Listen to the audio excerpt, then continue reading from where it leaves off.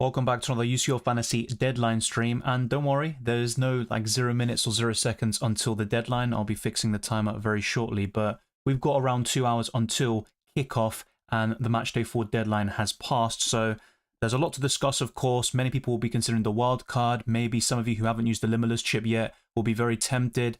I'm in a position where I could use 2 free transfers and still be very happy with my setup, but I am open to taking a -4 here, and the wildcard is a small possibility, but I'll discuss my transfer plans very soon, the updated version from what I discussed in the team selection video yesterday, and let's see if I can get this countdown timer working. I think the chat and everything is all in good condition. If you haven't already, smash the like button and subscribe if you're new. We're looking to make big progress towards our big goal of 30,000 subscribers by the end of the calendar year. We actually hit 29,000 in the previous UCL Fantasy Deadline stream, so thank you very much for your support. So as you can see, we do have 2 hours 11 minutes until the deadline. So be sure to lock in your teams fairly soon. We do have some, leaked lineups, of course, or should I say we are going to get the lineups for the early kickoffs, but I don't think they'll be too relevant from a UCL Fantasy perspective. Maybe PSV will be of interest because they have some good fixtures until the end of the league phase, but we'll talk more about that when the time comes. I haven't made any single transfer, by the way, so what you see on screen is what I basically had back in Matchday 2 because I played the Limitless chip in Matchday 3 and I got 98 points, a few kind of hiccups and concerns, and I could have gone 100 plus points easily, but still a decent rank rise to 38,000, and I'm actually better off than I was at this stage last season. So Ray says I'm playing my wildcard and I believe I have a decent team. Okay, yeah, looks fairly solid to me. Just a bit unsure about your first choice of goalkeeper, but I do like Martinez still.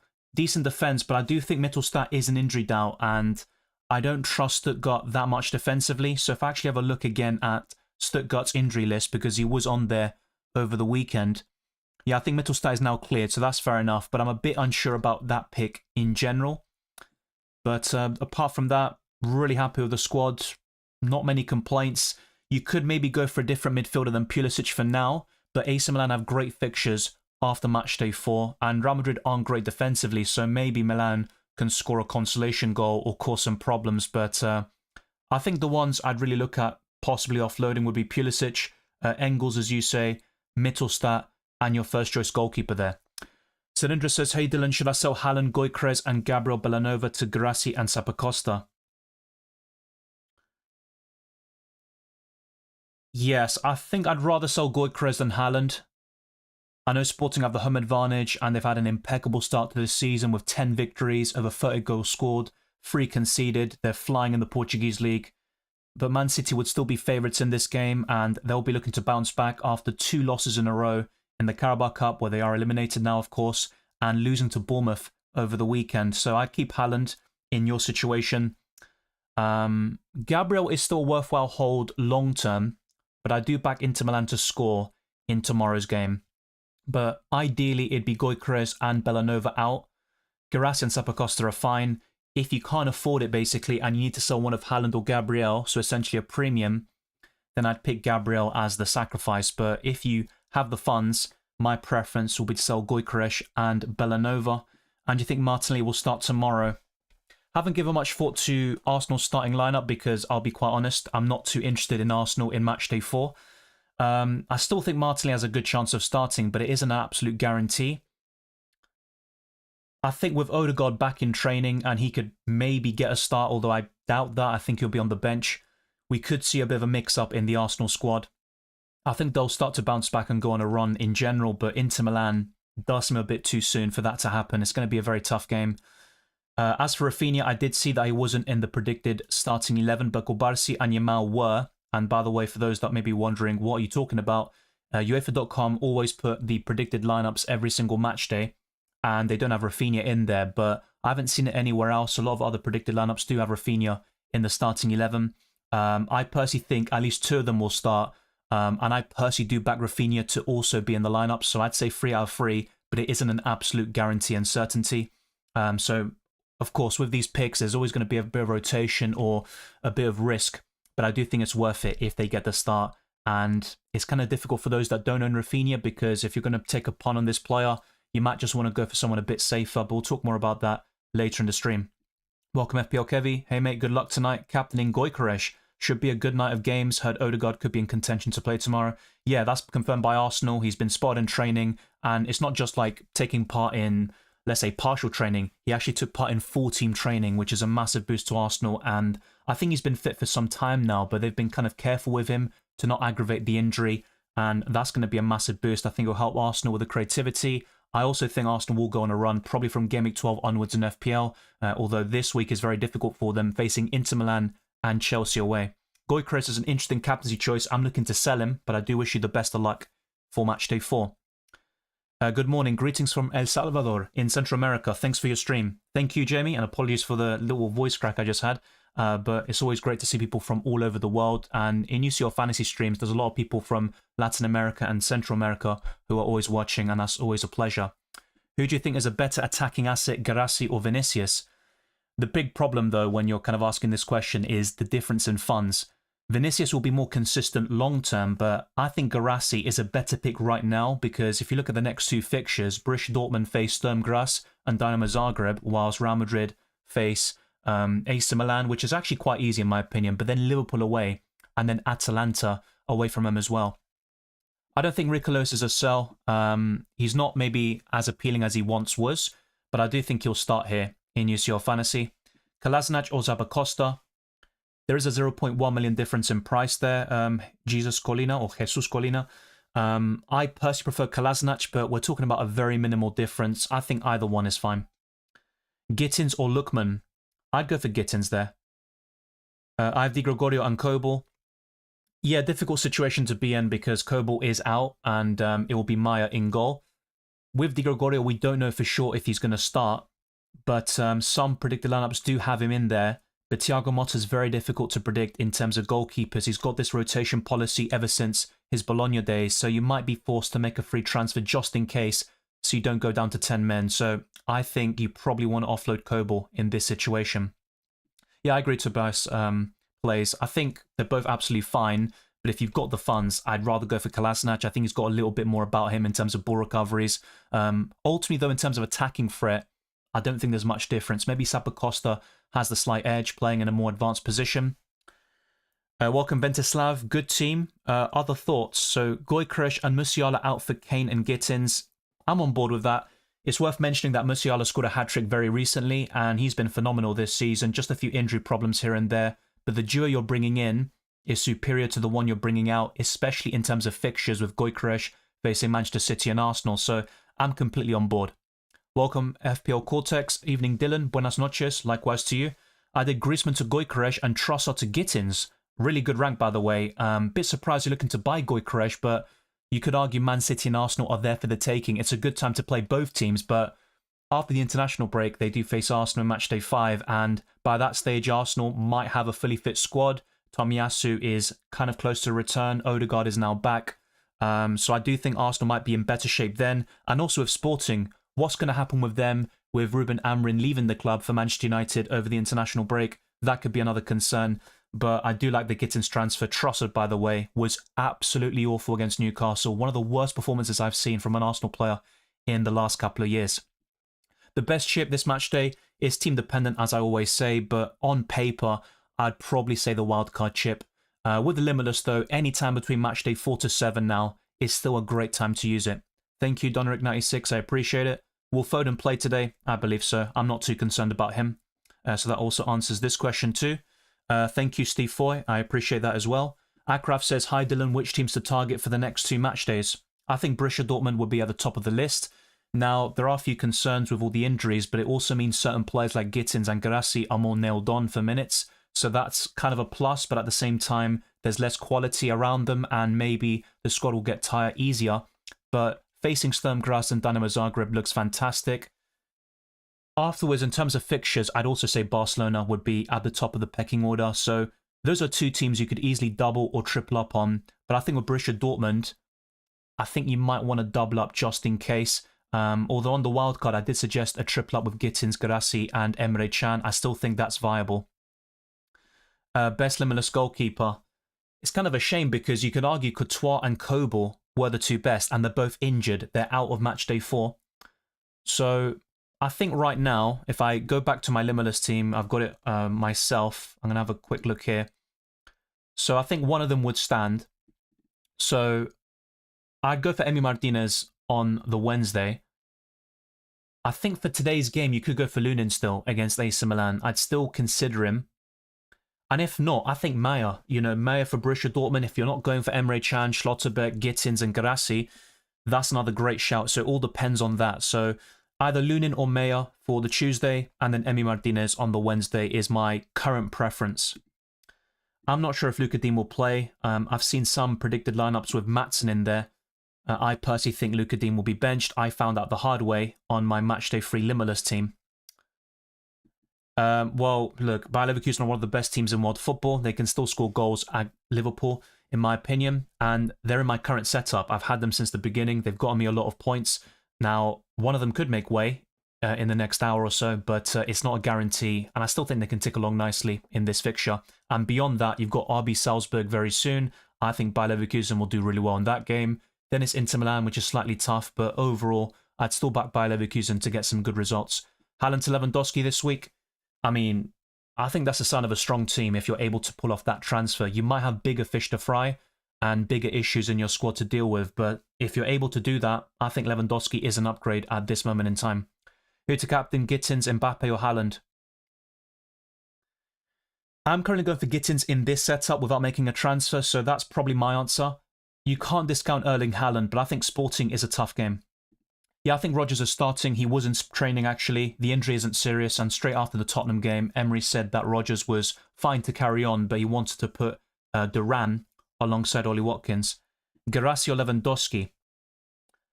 I think in isolation, Lewandowski is slightly better, but there is a big difference in price, and if Rafinha, for example, we know he's going to start, you might want to double up on Barcelona offensively with him and Yamal, and then go for Borussia Dortmund attack by going for Guirassy. So it's all team dependent, but in isolation, without thinking about anything else, I think Lewandowski is better. Yeah, I think Gittins is a good captaincy option, but he is young, he can be inconsistent and a bit frustrating in UCL Fantasy, but so far this season, he has technically not blanked so far. What was it? Best 6 million midfielder? Well, Milambo was one of my favourite, actually, at this price and below, but unfortunately he's injured. He might be back in a couple of weeks' time, so for Matchday 5, but he is missing a plum fixture in Matchday 4, unfortunately, against RB Salzburg, so I think I'd probably go for Gittins. Hi Dylan, best replacements for Cambiasso and Blazwich. Well, Blazwich will play. I know he's not going to do anything today, or this week, should I say. I think he's going to blank. We all know this, but if you're kind of just selling him in the kind of fear he's going to be benched, I wouldn't actually sell him and just keep him for now. If you're still insistent on selling, I'd probably go for Carnesecchi from Atalanta at 4.5 million. And for Cambiasso, I think Kubarsi or Emre Can are pretty viable options, and I'd probably go for Emre Can, but it all depends on your setup. If you already got Koundé or Kubarsi, then of course you'd go for the Dortmund defender. So yeah, just for those that are spamming at the moment, just check out the pin message. No spamming will be tolerated, and it means your question will not be answered. I will try to go for as many questions and comments as possible, and some repeat questions may be skipped just for the sake of repetition and also to keep things interesting. Why Emre Can didn't start the last game? Is there a risk of him being benched? I think with the injuries Dortmund have, I think Emre Can will start, but in fact, I did see one predicted lineup that didn't have Emre Can in it, so that was my concern in Matchday 1 when I talked, about skipping Emre Can in UCL Fantasy. But he started the first 2 games, got some penalty goals, and all of a sudden he was looking amazing. But he's not the safest pick, I do admit that, especially when the likes of Anton return. He's currently injured as well. My wildcard team, I'm not wildcarding at the moment. I don't think I'll play the chip.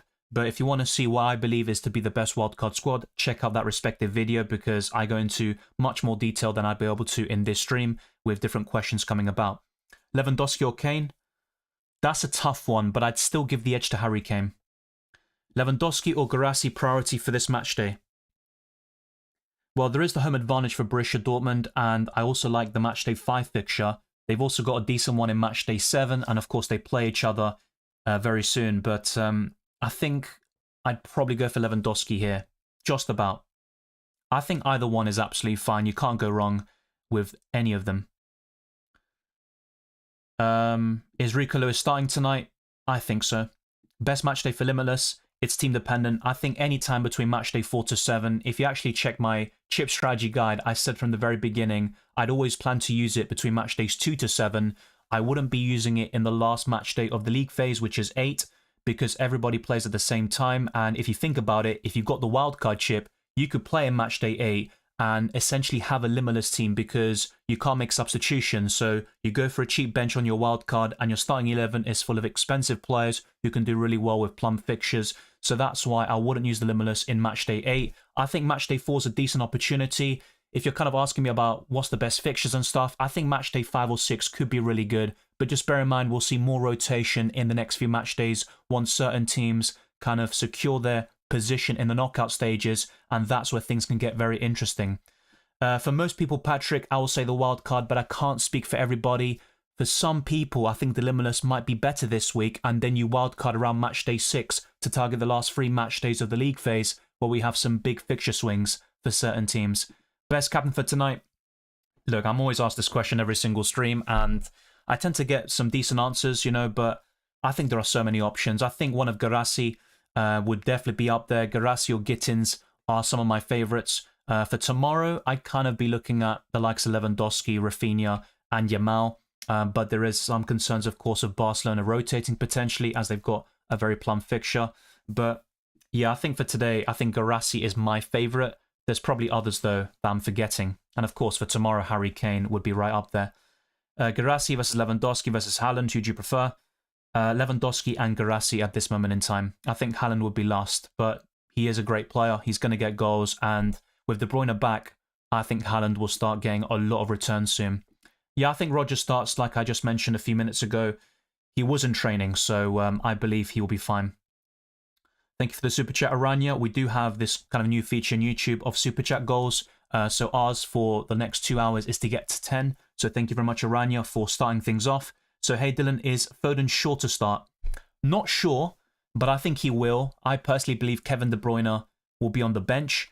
Is Nunes a better City attacker than Foden? Not really. In UCL Fantasy, Foden has been doing really well. I know Matheus Nunes has been in great form, and he was the standout player in Matchday 3, but Foden's been really good in this competition. His problem is replicating this form in the Premier League and other competitions. So I still think Foden is better. Is it okay to go ahead with Di Gregorio and Blažević? Yeah, I believe so, because Schlager got suspended in Matchday 3, so Blažević will start, but ultimately, I think both Di Gregorio and Blažević will blank, but if they both start, I think you don't need to take a hit. Yash, I do FPL content as well, so that's why my username is FPL Dylan. In fact, most of my videos are in FPL, so that's why. If you just go on my channel, it's very easy to find that. Arthur says, hi Dylan, hope you're well. Likewise to you. Thank you very much for your support. Elise or Gittins, says Emiliano.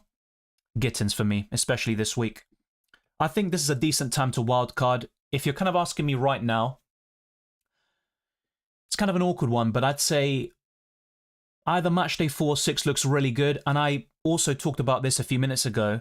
If you wildcard in Matchday 8, you can basically build a Limitless team for the final matchday of the league phase because everybody plays at the same time, so you cheap out your bench, go for the cheapest options there, and then go for expensive players in your starting 11. So essentially, you turn your wildcard into a Limitless chip in Matchday 8. So I'd say Matchday 4, 6, or 8 looks really good for the wildcard, but it's team dependent. I can't stress that enough. When people ask me, should I wildcard this week without giving me the context of their team, it's impossible to really answer that with certainty.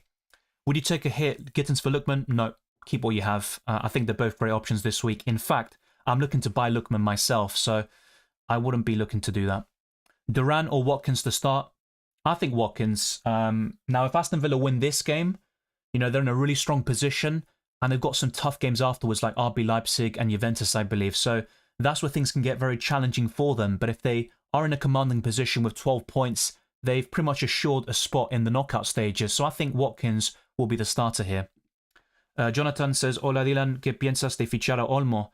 Tuvo descanso y ha hecho muchos goles, ¿vale la pena? Sí, y en esta temporada tiene 8 goles y empezó 8 partidos, así que me gusta mucho, pero mi preferencia siempre es con Yamal y Rafinha, más que nada con el brasilero, pero hay dudas en si va a empezar el partido o no, y Lewandowski obviamente es un gran jugador que está en un gran momento en este momento, así que es difícil, pero para mí Olmo está bien. Es que yo prefiero otras opciones de Barcelona, también Koundé y Cubarsí en la defensa. Dembele to Rafinha and Pedro to Gittins. Yeah, I think so. I think that's a good set of moves. Should I take a hit, Kobel for Martinez? Only if your other goalkeeper isn't going to play. Now, if you've got Blažević, he is going to start because Schlager got suspended in Matchday 3, so just bear that in mind. If you've got Di Gregorio, there is that doubt, so that could be an issue. Is the wildcard better and more viable in the knockout or group stages? Historically, it's better in the group stages because you get more free transfers in the knockouts, and it's also easier to prepare for that. You also get unlimited transfers in match days 9 and 11 now, so I think you could argue that the group stages look slightly better, especially for the reasons I discussed a few minutes ago. What transfers will you do? You'll find out very soon. I haven't actually locked it in yet, but I'm quite clear on like the pool of players I'm looking at in the midfield and forward line, but I haven't fully decided on the two that I'm going to end up going for. I'm going to show you very soon and put a poll out, and you can vote and let me know your thoughts. But for now, I'm going to go for some different screens. Possible Man City backline. It's always difficult to predict them, but I think Rico Lewis will start. I think we could see Ake start again. I think we could, but I think C is always difficult to predict. I haven't given them much thought because I think Sporting's a tough game and it could be a low-scoring match. It could even be a draw. It wouldn't surprise me, but I think Rico Lewis will get the nod, that's for sure. Harry Kane or the Barca players to captain? Probably Harry Kane, just because he's been impeccable this season. I know Lewandowski has also been incredible, but the fact it's an away game, that also puts a few doubts in me, but you have to say Red Star Belgrade is a better fixture on paper than Benfica.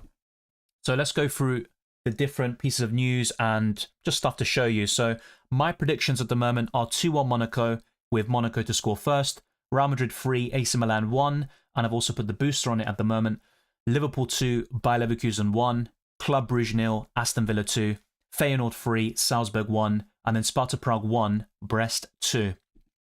And in terms of the teams most likely to keep a clean sheet in UCL Fantasy, according to this website, Barcelona are top with 51%, Dortmund second, Bayern Munich third, PSV fourth, and then Madrid complete the top 5.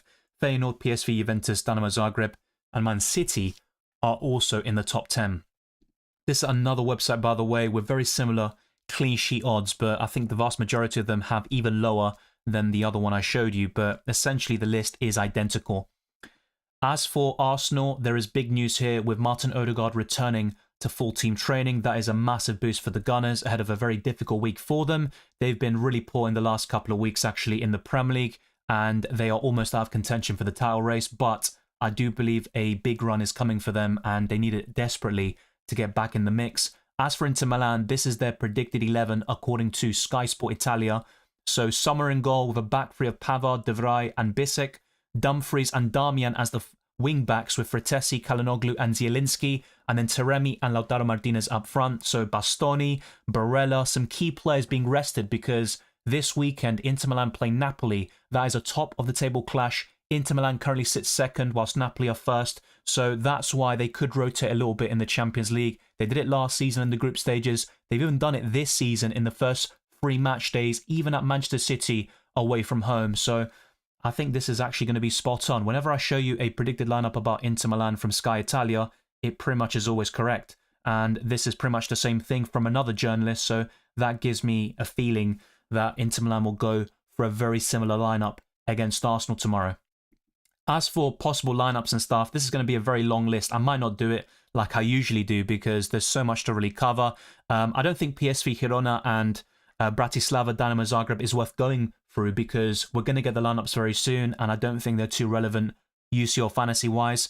But for Bologna versus Monaco, I think Monaco will be the team of interest. So Vanderson, who is one of the kind of favourite budget defenders right now, is touted to start again. Singo did very well in Matchday 3. He got a goal and a massive return, so he could definitely be one to look at. Minamino, of course, did very well, and Embolo scored. He was another decent differential for Matchday 3. Borussia Dortmund Stormgrass, this is what they've gone for. So Kobel, I think this is going to be updated because Kobel is out, by the way. It's going to be Meyer between the sticks for Borussia Dortmund. Gross, Anton, Schlotterbeck, Bensabani, Emre Can, Bayer, Brandt, Nemecha, Gittins, Gerassi. But I have to say, also Anton is a doubt for this game as well, so there's no guarantee he'll get the nod there. As for Celtic versus Leipzig, pretty much what we've seen in the last couple of match days, and Celtic have 4 consecutive clean sheets, and that all started with that 0-0 draw in Matchday 3 against Atalanta. As for Leipzig, I know they lost to Borussia Dortmund this weekend, but they're still very strong in the Bundesliga, but they're yet to get going in the Champions League so far, but they've got some good options like Sesko. Openda was very impressive last season, especially in the group stages. And it's worth mentioning that Xavi Simons is out until January, it looks like, at least for the next couple of weeks. So that's a massive blow for RB Leipzig. For Liverpool by Leverkusen, we could see a few changes here. But Robertson should come back into the lineup with Tsimikas now the first choice left back for Liverpool. So he'll start in the Premier League games, it seems. I think Diaz will get the nod over Gakpo. So I think they are correct with this as well. And of course, Salah and the key players like Trent and Van Dijk will always start. Konate is also available, despite the scare he got in over the weekend, should I say, against Brighton. Bayer Leverkusen will go strong, of course. Boniface is now back after missing matchday 3 through injury, and that's a very strong squad from Bayer Leverkusen, and I still like Wirtz and Grimaldo in the long term. Now, of course, as you can see, like as we go through all the list, all the doubtful players, those that are out, are all listed, and the same goes for possible suspensions. So in the case of Bayer Leverkusen, it would be Frimpong. For Liverpool, it'd be Konate and McAllister. So for Juventus, Perrin is in the predicted lineup, not Di Gregorio. So I can understand why some people might want to make a goalkeeper transfer. But if you've got Blažević, you could just kind of hope for the best and get 2 free points from him instead of taking a -4 hit, because generally speaking, hits for goalkeepers just don't end up paying off. Maybe in the long term, but certainly not in a one match day period. As for Real Madrid versus AC Milan, Lunin will start with Courtois missing the game again. Vasquez, Militao, Rudiger, Mendy, Valverde, Camavinga, Tchouameni, Bellingham, Mbappe and Vinicius. So Alaba, Carvajal and Courtois are out. Modric will miss the Liverpool game if he gets booked in this match day. Rodrigo's doubtful, but I believe he's been cleared. He was in training, so that should be fine. As for AC Milan, I have seen a few kind of lineups flying around, and it's very similar to what you see on screen.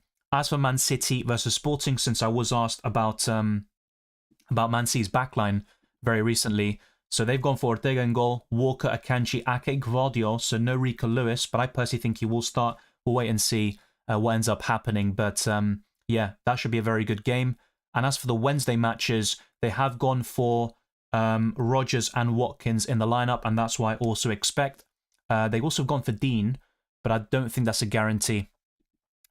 As for Shakhtar Donetsk young boys, I think Shakhtar will be the team to maybe pile up on in this game, but I wouldn't really look beyond them in terms of after matchday 4, they've got the likes of Bayern Munich in matchday 6. I don't think they're definitely worth investment long term. It's more of a one matchday punt. Starter Prague, Brest. I know Brest have had a great start. They drew to Bayer Leverkusen and they're near the top, but I'm not really too interested in their fantasy assets. Maybe for this game against Sparta Prague, they can offer some value.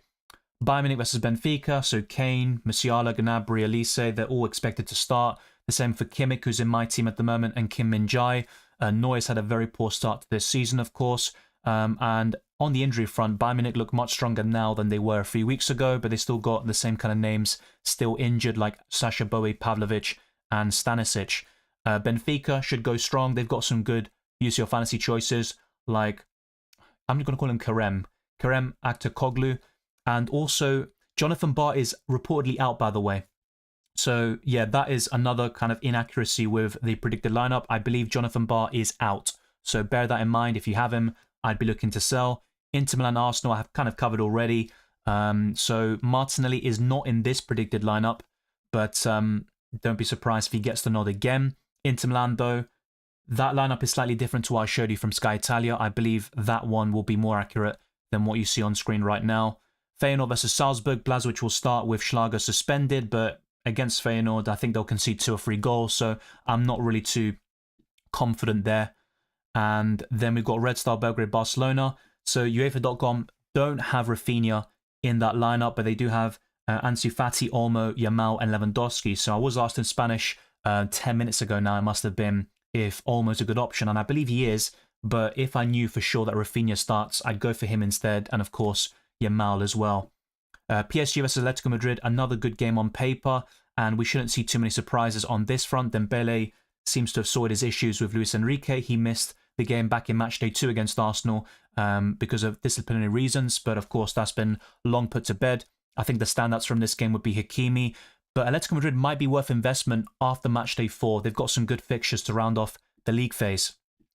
Then we look at Stuttgart-Atalanta, so Mittelstadt is in the predicted lineup, and some of the key players that were injured are now back for Stuttgart, and Atalanta should go for the likes of Lookman, of course, up front. Retegui came off the bench against Napoli and scored in that 3-0 victory. Of course, Lookman got a brace, and Atalanta are third in the Serie A table, and they haven't conceded a single goal in the Champions League, just like Manchester City and Arsenal as 2 other examples. So those are all the predicted lineups on UEFA.com, and I did discuss as we went through all of them, you know, the possible inaccuracies and things that have changed since they have made this.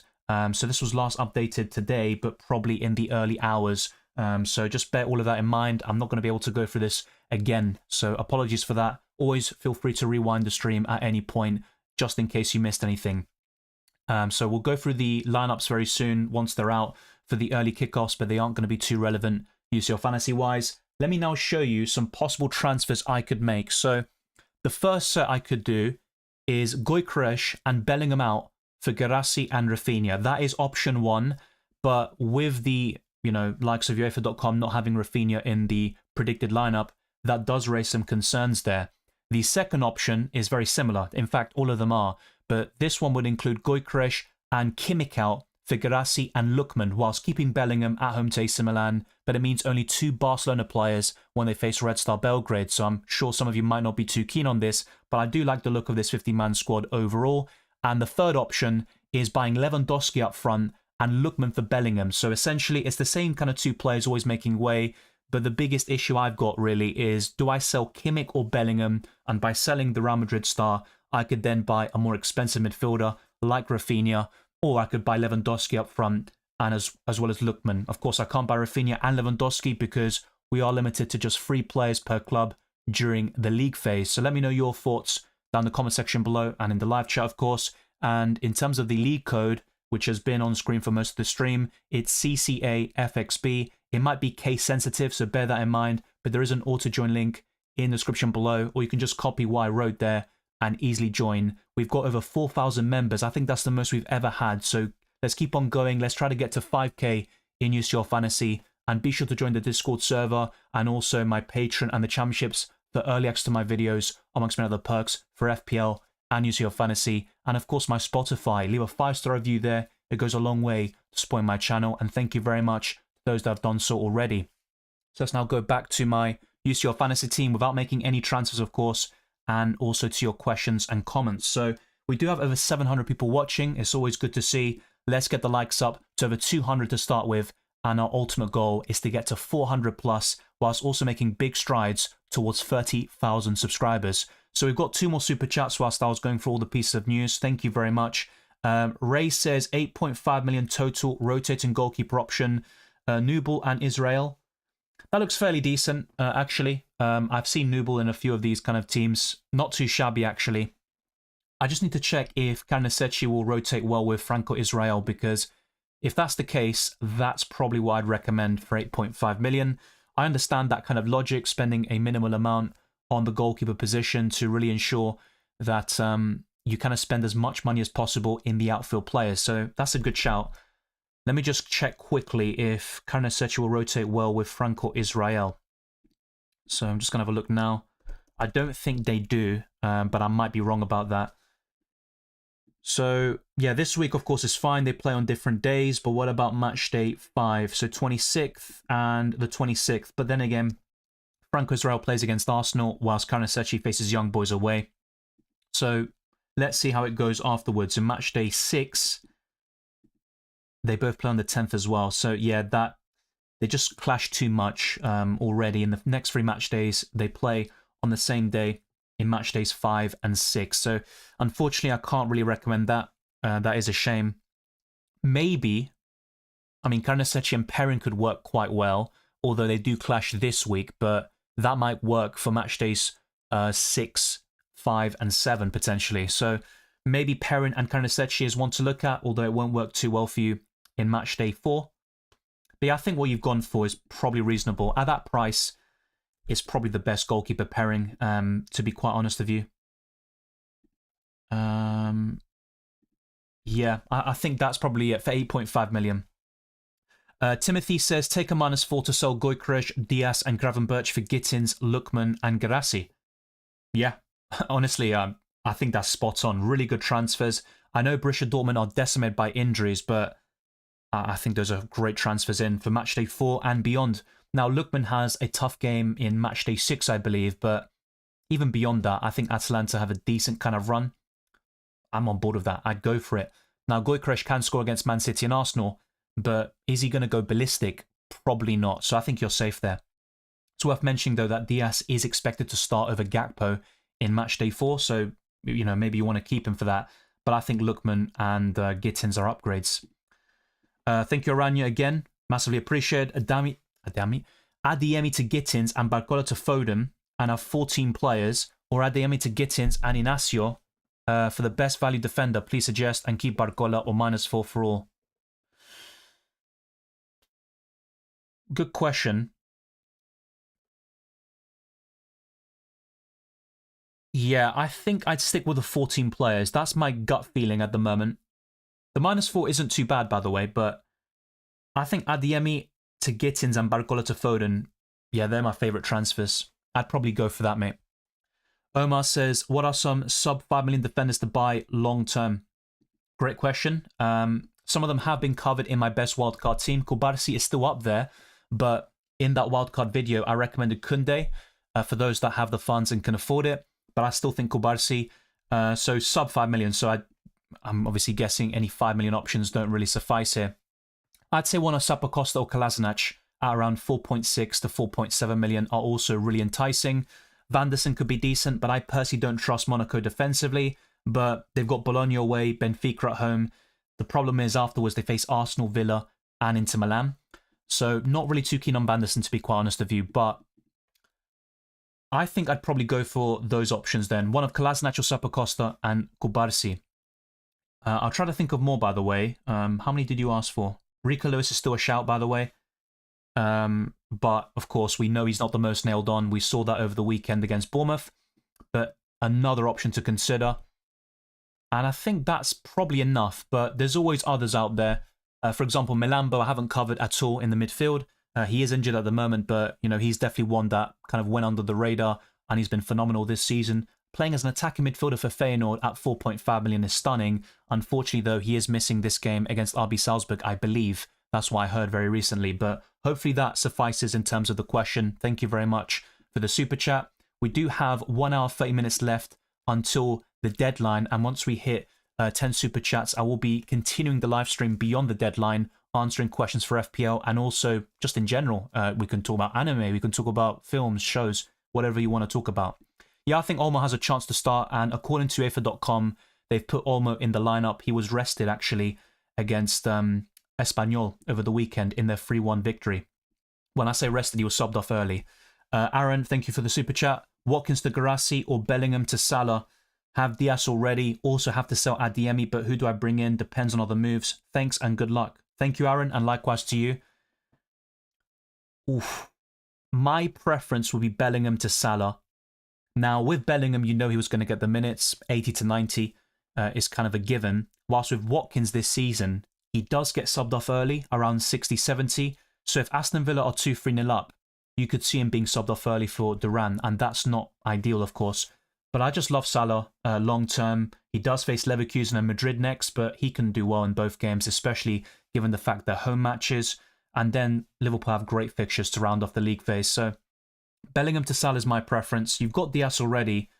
Yeah, you've got to sell Adeyemi. That's completely fair enough. Who to bring in for Adeyemi? I think Gittins as a like-for-like would definitely be viable. But I still like Lookman. Then one of Rafinha or Yamal.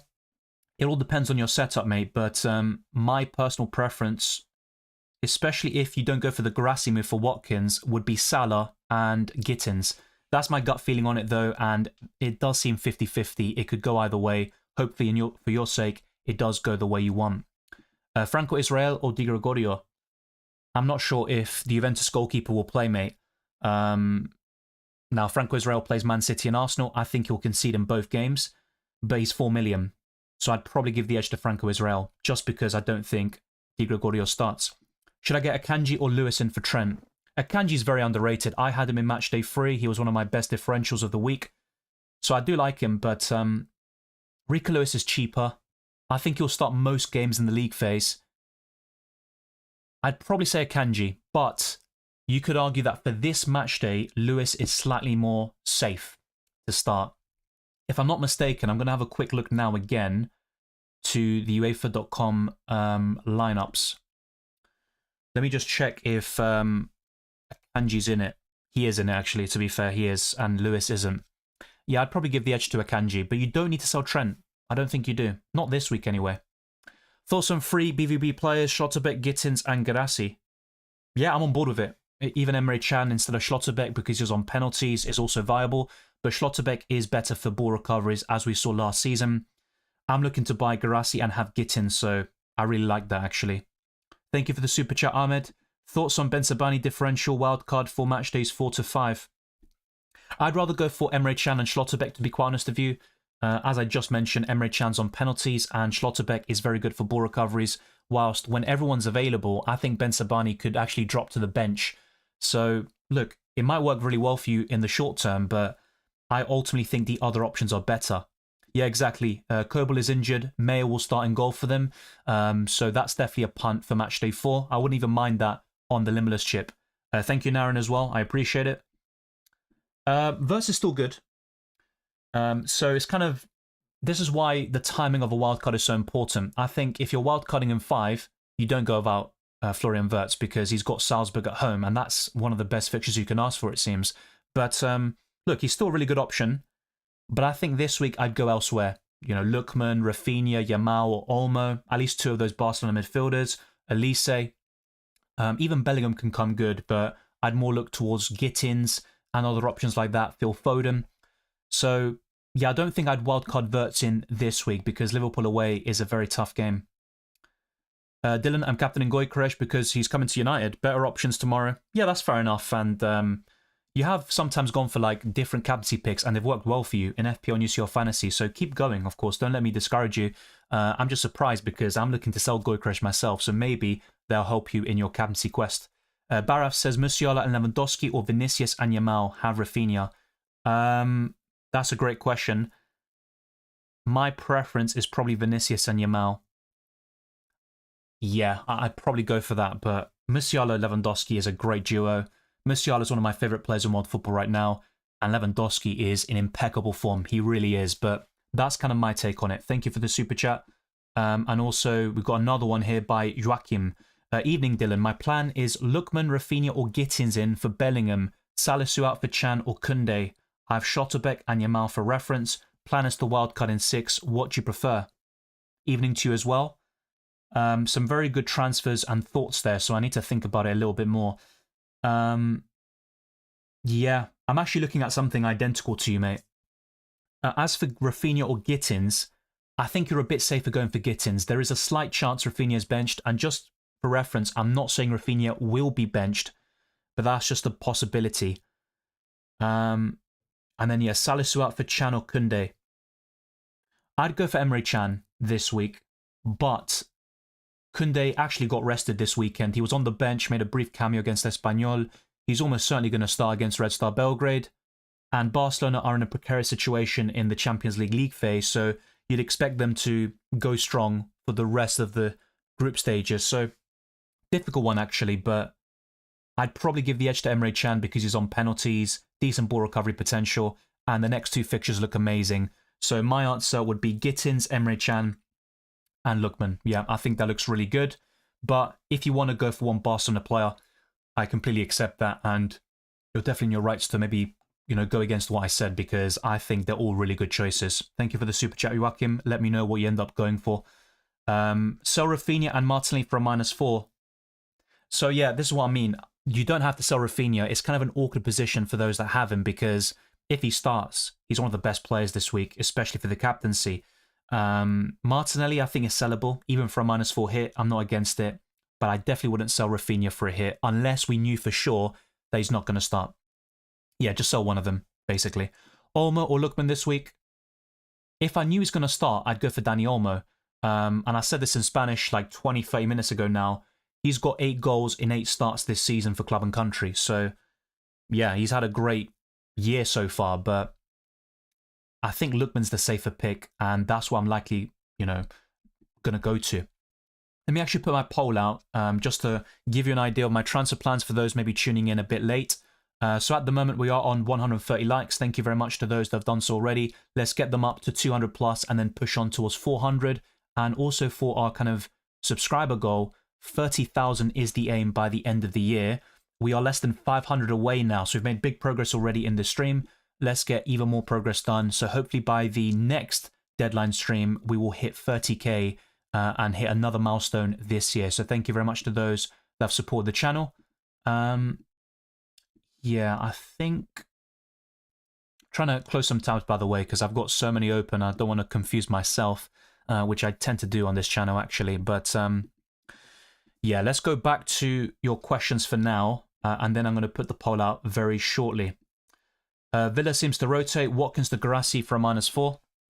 Well, Watkins in general has had his minutes managed this season because Duran has been incredible off the bench, so it makes sense really from Unai Emery.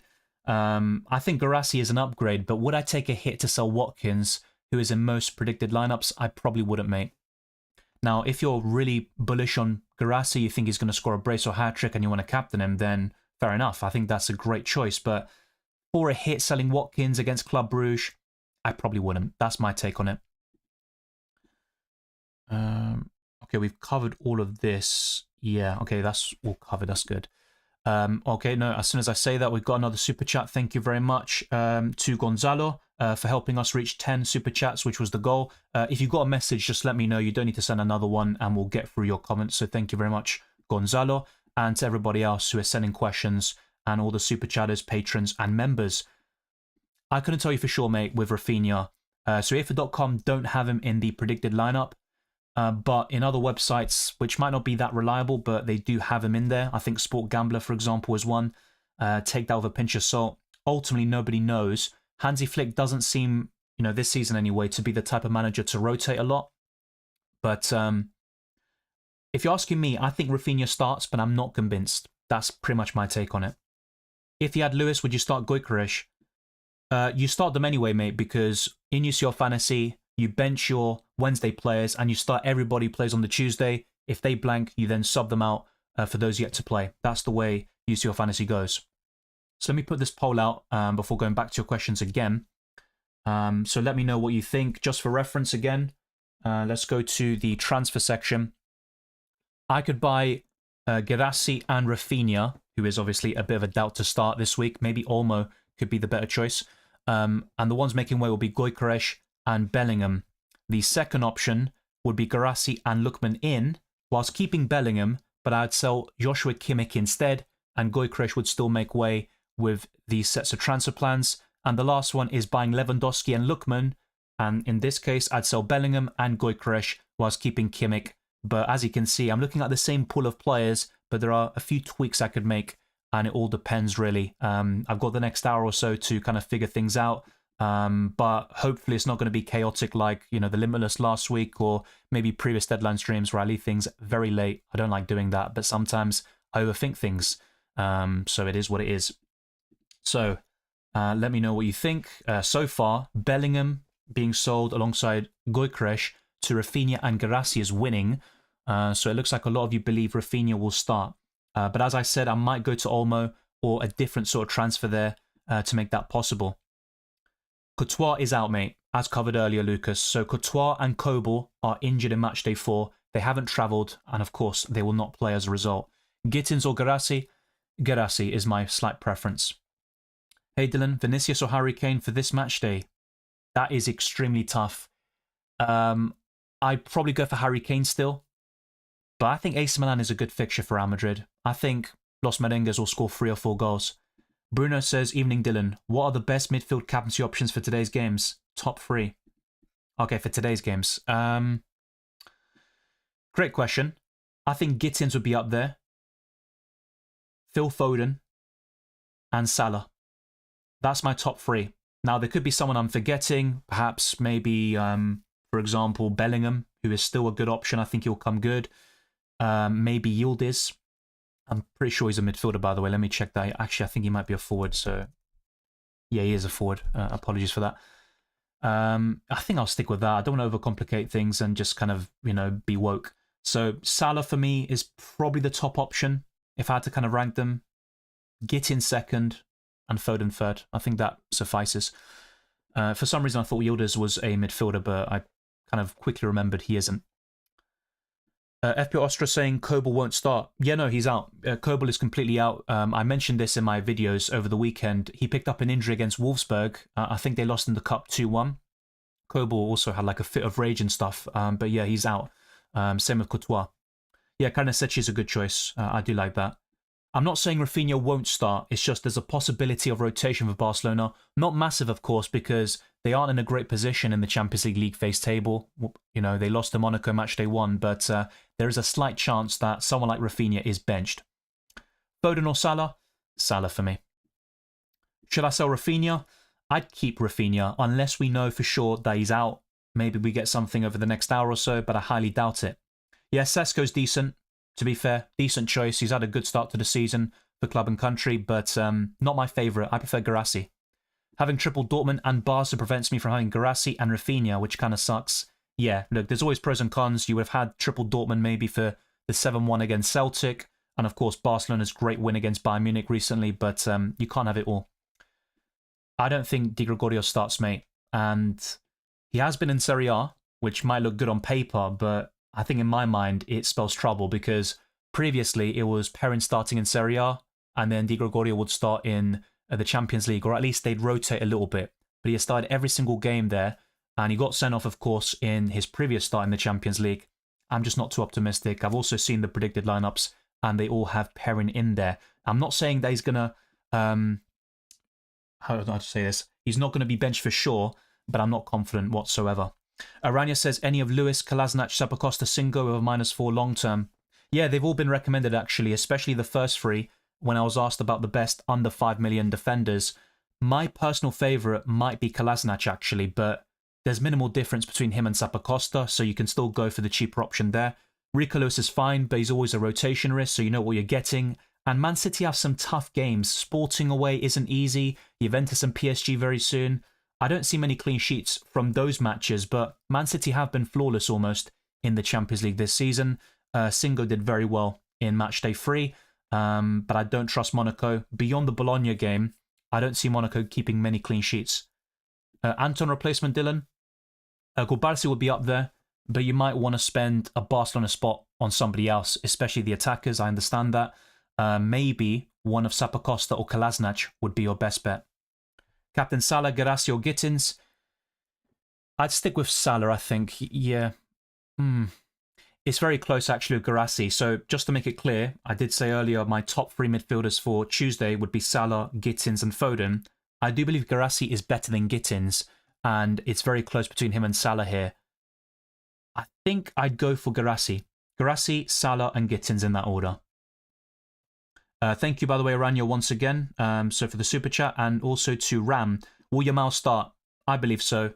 If anything, it's Rafinha who's the bigger rotation risk, it seems. But don't get me wrong, they can both start this game, and who even knows, maybe Yamal is the one who ends up getting benched. But I haven't heard any rumours or murmurings of Yamal dropping out of the starting 11, so hopefully he's in that lineup. Yeah, I think Foden starts, mate. I think he does. Gonzalo says, Gittins or Rafinha? 1.8 million or 0 million for the next match day? Well, Gittins is safer anyway, because with Rafinha, there is that slight chance he is benched. Possibly.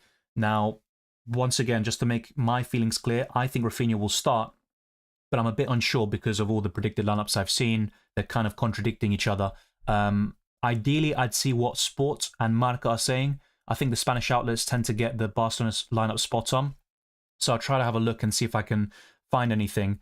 But my gut feeling, mate, would be to go for Gittins, and you've also got more money in the bank for better moves in the future.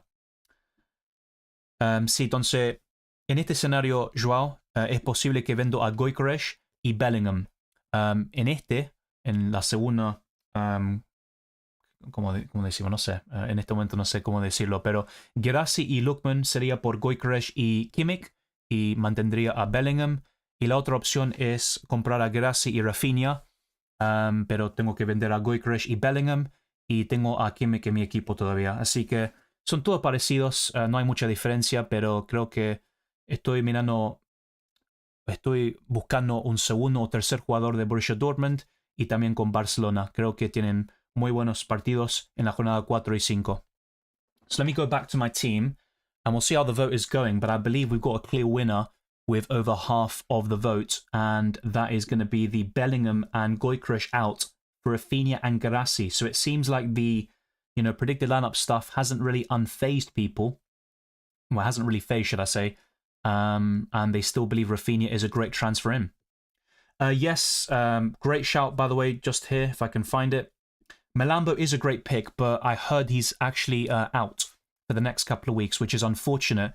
I was going to recommend him a lot in this deadline stream because he's 4.5 million, playing as an attacking midfielder for Feyenoord, and he's also playing against RB Salzburg, which is a great fixture, but unfortunately, it looks like he's out. Arthur says, I've gone for it. I'm set on Watkins not starting. Villa have Liverpool on the weekend as well. I guess I'm not captaining Gyökeres.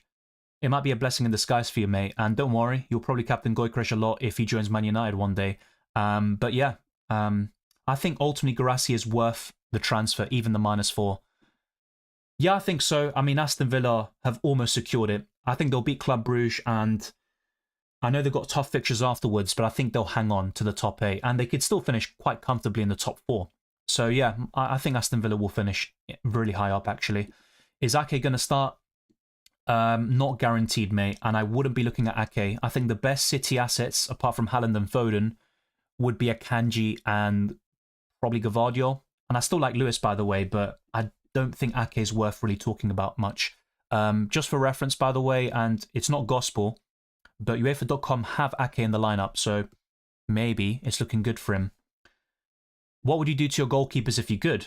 That is a great question. I'd probably buy one of Emi Martinez, or I'll be honest, I'm kind of struggling with the goalkeeper because ideally I was looking at Kobel actually, but he's injured and it doesn't make much sense to buy Meyer when Kobel could return for Matchday 5, so that'd be a very short-term goalkeeper move unless I commit to wildcarding in Matchday 5 or 6. So I think Emi Martinez in for one of my goalkeepers would be the kind of sensible pick.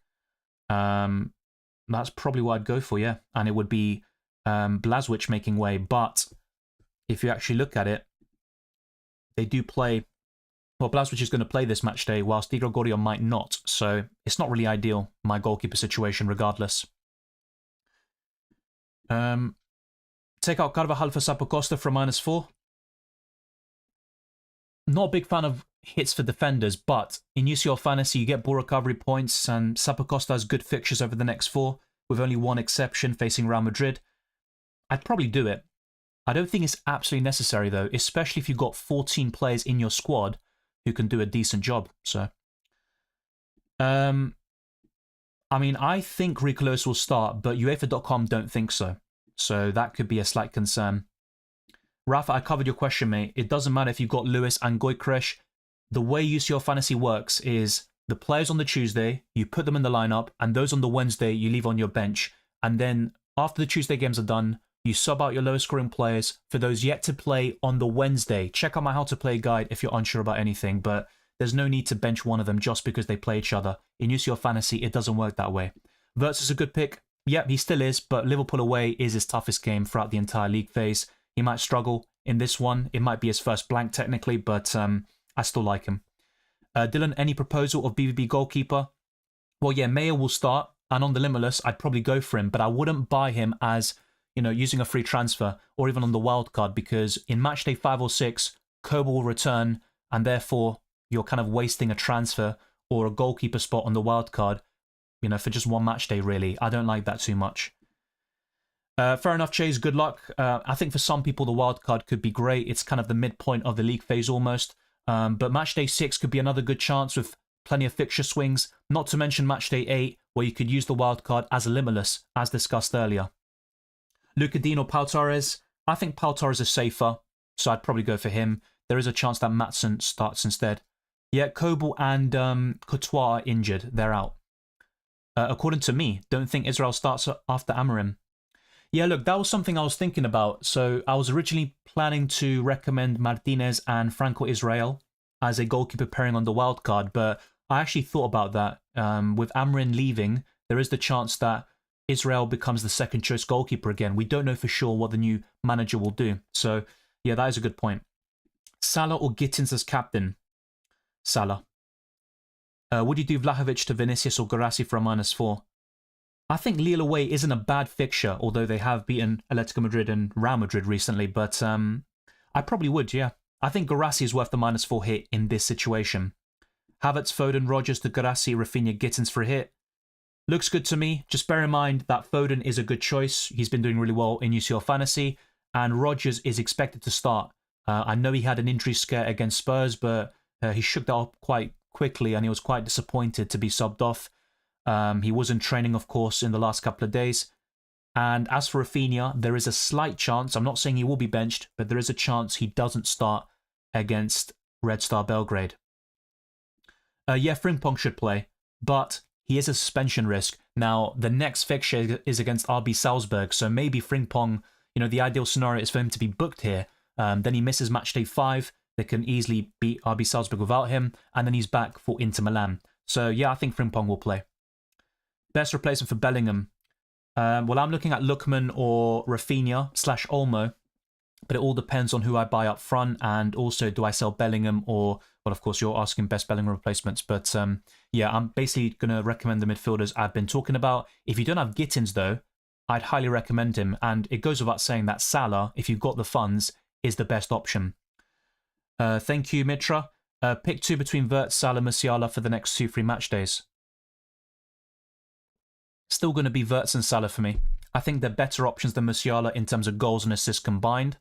And I know Musiala has slightly better fixtures than Bayer Leverkusen, but it's not a big difference. You could argue that Benfica and PSG at home aren't the easiest of games. And if you've got Harry Kane up front, I think that's enough coverage for Bayern Munich. Savio start. Yeah, I'm getting a lot of City questions at the moment, and it's always difficult to answer these. I'm just going to refer you to the UEFA.com predicted lineup. They don't have Savio in there, but that doesn't mean he's going to miss out entirely. He was on the bench against Bournemouth after all, so I couldn't tell you for sure. Yeah, Dani Olmo's a good option. He recovered quickly from his injury. Yeah, you're right. 2 goals against Espanyol, 8 goals and 8 starts for Spain and Barcelona this season. So definitely a good shout, but he is injury prone, and if I knew for sure that Rafinha and Yamal will start, I'd go in that direction instead. I think Olmo would be a very short-term transfer for me if I were to go there. Grimaldo, like I just mentioned, Frimpong is a suspension risk. If he's booked against Liverpool, he will miss matchday 5, where Bayer Leverkusen have their best fixture of the entire league phase against Red Bull Salzburg. So yeah, Grimaldo for me. Timber, Gabriel, wildcard. I'd rather go for Gabriel. The only Timber you should consider, in my opinion, is the Feyenoord one. He's been really impressive. I wouldn't go for Jurriën Timber in UCL Fantasy right now. Gnabry is in the predicted lineup I saw. I'd assume he will play. But yeah, there's a lot of tough questions here. I don't want to mislead you or anything. I'm giving you my honest opinions, but yeah, we'll wait and see. Okay, we got a lot of super chats coming in, and for some reason they weren't popping up for me. Okay, so Marius says Pulisic, Piatkowski, Gyökeres to Lookman, Sappacosta, Guirassy from -4. Yes, really good transfers. I'd do them, even for a -4 hit, which I tend to recommend. Just sticking with free transfers in this game. I think that hit pays off. Aranya says Foden or Musiala. Got Kane, Haaland plus Bayern are at home. Difficult one. I think Foden is a better UCL fantasy asset than Musiala, but I agree with you. I think Musiala has a better fixture at home to Benfica, who are 3rd, I believe, in the Portuguese league, whilst Sporting are top. They've won all 10 of their games, and they are flying. They've scored over 30 goals, conceded 3. I think City might struggle here, and they've got PSG and Juventus very soon. I'd probably go for Musiala based on the fixtures. I still like Foden, though. Okay, so yeah, Mitra, I did cover your question, so yours did come up. Hopefully you got it. So just to cover it again, Wirtz and Salah would be my preference. And then Nehal says, wildcard active, Ortega, Carnesecchi, Gabriel, Rudiger, Gvardiol, Mittelstadt, Emre Can, Rafinha, Salah, Gittins, Elise, Lookman, Guirassy, Kane, Lewandowski. Really good squad. I don't want to say this too much because I'm going to sound like a broken record, but UEFA.com have really good predicted lineups and they don't have Rafinha in there. There might be something to it, but if you're confident that Rafinha starts, definitely keep him. I think he's a great pick long term, and I personally think he will start, by the way. Mittelstadt, I'm a bit unsure about. I know they've got decent fixtures, but I don't trust them defensively. And they've got Atalanta now, so yeah, I just don't see a clean sheet despite the attacking threat he possesses. So I consider selling him. The rest is pretty good, though. I don't think I change much, if anything at all, necessarily. So I'd consider Mittelstadt out for, I would say Kolasinac or Sappacosta, but you've got Carnesecchi already. and I'm not that bullish on the Atalanta defense. I know they've considered no goals so far in the Champions League, but yeah, I think I'd probably sell Mittelstadt. And in your case, you've got Rafinha, you've got Lewandowski. You do have a Barcelona spot available, so you could feasibly go from Mittelstadt to Kubarsi, if I'm not mistaken. So maybe you want to consider something like that. But that's a really minor nitpick. It's a very good squad. Doku starts. Let me know where you got that from, Edo. I would appreciate it. I did cover your question, Ziad. Pau Torres is my preference. I think Timber's a sell, yeah. He might start this game, by the way, but yeah, not the most reliable in terms of fitness. He just came back from that ACL injury. He's had a few problems in the last couple of weeks, but he's not a must sell. Let's put it that way. But I would, if you've got a spare transfer and you won't take a hit for this, then I think it's a good move. Actually, do you prefer Haaland or Foden? It'd still be Haaland for me, but I think they're both good options. I swapped Elise and Kokchu for Rafinha and Mateus Nunes.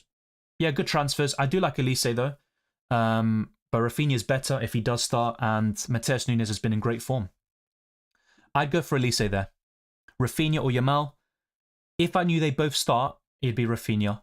He is my preference. Diogo says, I've used Limitless in Matchday 3. Where do you think is the best time to use my wildcard?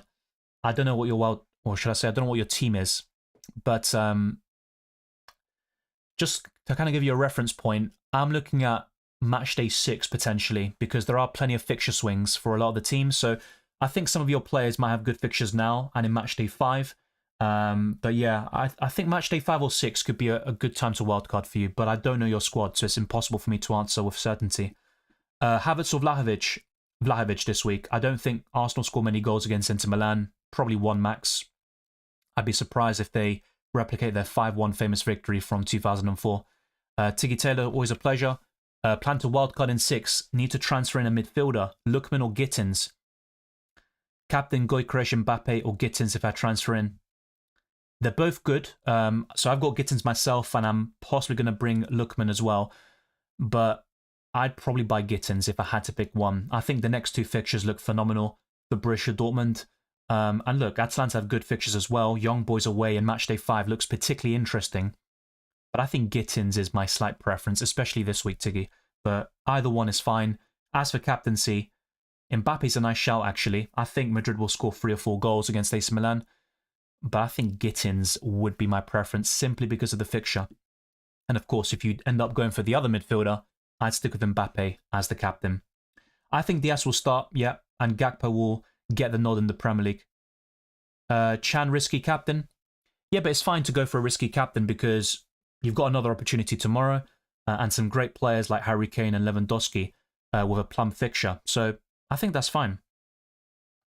Not necessarily, Paddy. I think the Matchday 1 deadline streams for UCL Fantasy tend to be even busier. I'm not sure. Yeah, we've almost got 1,000 people watching, but I think in all of the UCL Fantasy streams, we've had a lot of people watching, like over 1K, and I do appreciate it. When are you wildcarding? I haven't decided fully yet, mate, but Matchday 6 is a possibility. Let me put it that way. Not set in stone, though. I'm trying to keep an open mind, and even Matchday 8 could be a great time to use it if I feel I'm in a strong position going into the next few match days. It all depends on that. Injury, suspensions, and other factors. Gerassi will be my captain choice, Declan. ¿Qué opinas de Baturina para esta jornada? Baturina. I'm probably being ignorant here. Parece que es una duda. Tengo que fijar si está lesionado todavía. Creo que está bien en este momento. Así que sí, puede ser una buena opción. Es que nunca pensé en estos jugadores de equipos así. Te digo la verdad, pero puede ser una buena opción en contra Bratislav, así que sí, es alguien que nunca mencioné en mi video, pero puede ser bueno. Te digo la verdad, prefiero a Gittins y también Milambo cuando está disponible. Let's go back to the other questions. Emre Can or Kubarsi? Emre Can. Out Kim Min-jae or Grimaldo? I think Grimaldo is still the better option long term. Now, on the wildcard, I went for Kim Min-jae because he's got the better fixture this week. So the way you could actually work it is sell Grimaldo this week and then bring him back, but that does seem a bit too intricate and playing it too smart. I think Grimaldo's better overall, so I'm going to stick with Grimaldo. I'd keep him. What's the plan with Gyökeres? I'll probably sell him. to either Lewandowski or Guirassy. That is my current plan. Guirassy, and I have 9.5 million for a midfielder, or Kane and Gittins. Good question. Probably Kane and Gittins, because you could maybe go for Guirassy and Rafinha if you've got a Barcelona spot available. But I'm not sure if that's the case for you, Yasir. So that's why there might be a bit of context needed for your question. But I think on paper, I'd go for Kane and Gittins. Best Dortmund defender. Emre Can, because he's on penalties right now. But Schlotterbeck is really good for ball recoveries. You can't go wrong with either. I think they're the two best by some distance, actually. Keep or sell Salah and Konate? I'd keep Salah. Konate is sellable. I don't think they'll keep a clean sheet against Leverkusen or Madrid, but he can get ball recoveries, and Konate has a bit of attacking potential about him. So, yeah, I think I'd keep Salah for sure. I think he's a great captaincy choice this week, actually. I think Maatsen will start, personally. Which game week would you say is the best for the next Limitless to be played? I think Matchday 5 or 6, if memory serves correctly. I've always said it, between Matchday 2 to 7, at any point where you feel your team's looking weak, you might have bad fixtures or a lot of injuries or suspensions, that's the best time to use the Limitless. I don't know what your team is, but I'd say Matchday 5 or 6 purely based on the fixtures. Elise or Gittins? I'd go for Gittins this week. Yeah, lineups are out. I'll cover them briefly, but they're not really too relevant, if we're being completely honest. So, for PSV Girona, I think PSV might be the team to kind of target. They've got good fixtures after Matchday 4 as well. So, Walter Benitez, the Argentine, is in goal. Any surprises here? As far as I'm aware, not really. So, De Jong up front, Bakayoko and Lang. Yeah, and anybody to really highlight from Girona? David Lopez is back in the lineup. I think he was injured recently. Miguel Gutierrez up front there with Bryan Gil, who was injured, I think, for Matchday 3, or if not Matchday 2. Yeah, so pretty much what we'd expect. Yeah, I think that's pretty much self-explanatory. The lineups are on screen right now on the right-hand side. Not too many surprises, but if there are any PSV or Girona fans in the building, then maybe inform me if I'm wrong about that. As for Bratislava versus Dinamo Zagreb, I was just asked about actually Baturina by a Spanish-speaking viewer. And as I said there, it's a good shout at that price and a great fixture this week. I just prefer Gittins and, when he's fit, Melambo. But unfortunately, the 4.5 million Feyenoord midfielder is out. But yeah, that is the set of lineups for all the early kickoffs. Nothing of real interest, I think. But I think Baturina could be a nice punt there for Dinamo Zagreb. You might want to go for their attackers in this game against Bratislava. And then, yeah, for PSV, you might want to invest in them long term, but I wouldn't really double or triple up despite their good fixtures. It's probably just the one that you want to go for as a little differential punt. So let's actually show you my predictions again. So I've gone for Bologna 1, Monaco 2, with the French outfit scoring first. Real Madrid 3, AC Milan 1, and that's currently my booster / kind of captain for the predictions. Liverpool 2, Bayer Leverkusen 1, Club Brugge 0, Aston Villa 2, Feyenoord 3, Salzburg 1, and then Sparta Prague 1, Brest 2. If you haven't already, join the UCL Fantasy League. The code is cCaFxb, and there is an auto-join link in the description below. And you can also become a patron or channel member by clicking the join button on YouTube or going to patreon.com/DylanRCM for the updates on my teams, and also just for early access to my content. That's the best perk you can get. And there are many others like priority reply to comments in live streams and videos as well. And there's also my Twitter and Instagram, DylanRCM, for all the latest FPL and UCL Fantasy updates, and the Discord server, which is a great community to be a part of. We talk about FPL, UCL Fantasy, and much more. Let's go back to my team. I haven't made any transfers yet, but I'll be locking them in fairly soon. The poll does show you my transfer plans, by the way, if you're kind of thinking, what are you looking to do? Essentially, I'm looking to make some moves in the midfield and forward line, and I think one of Rafinha or Lewandowski would be a priority. And if not, I might even go for Dani Olmo instead.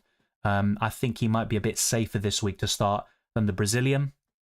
But if I don't go for Lewandowski up front, it could be Guirassy and captaining him today for Borussia Dortmund. So some big decisions to make. Do I sell Bellingham or Kimmich? And depending on who I sell, it does open up the possibilities even further if, of course, I sell the more expensive asset in Jude Bellingham.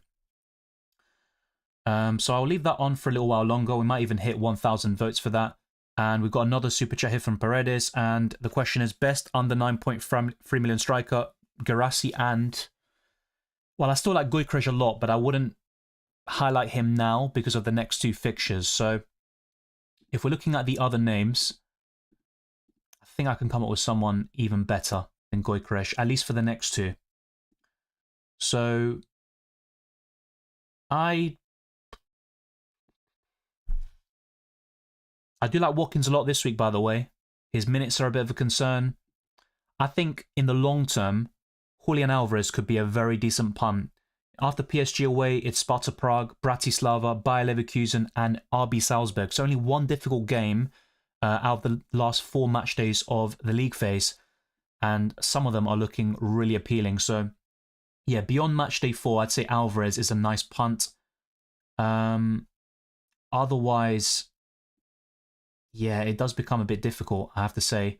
I wouldn't go for Taremi this week facing Arsenal. Even the next 3 are slightly tough.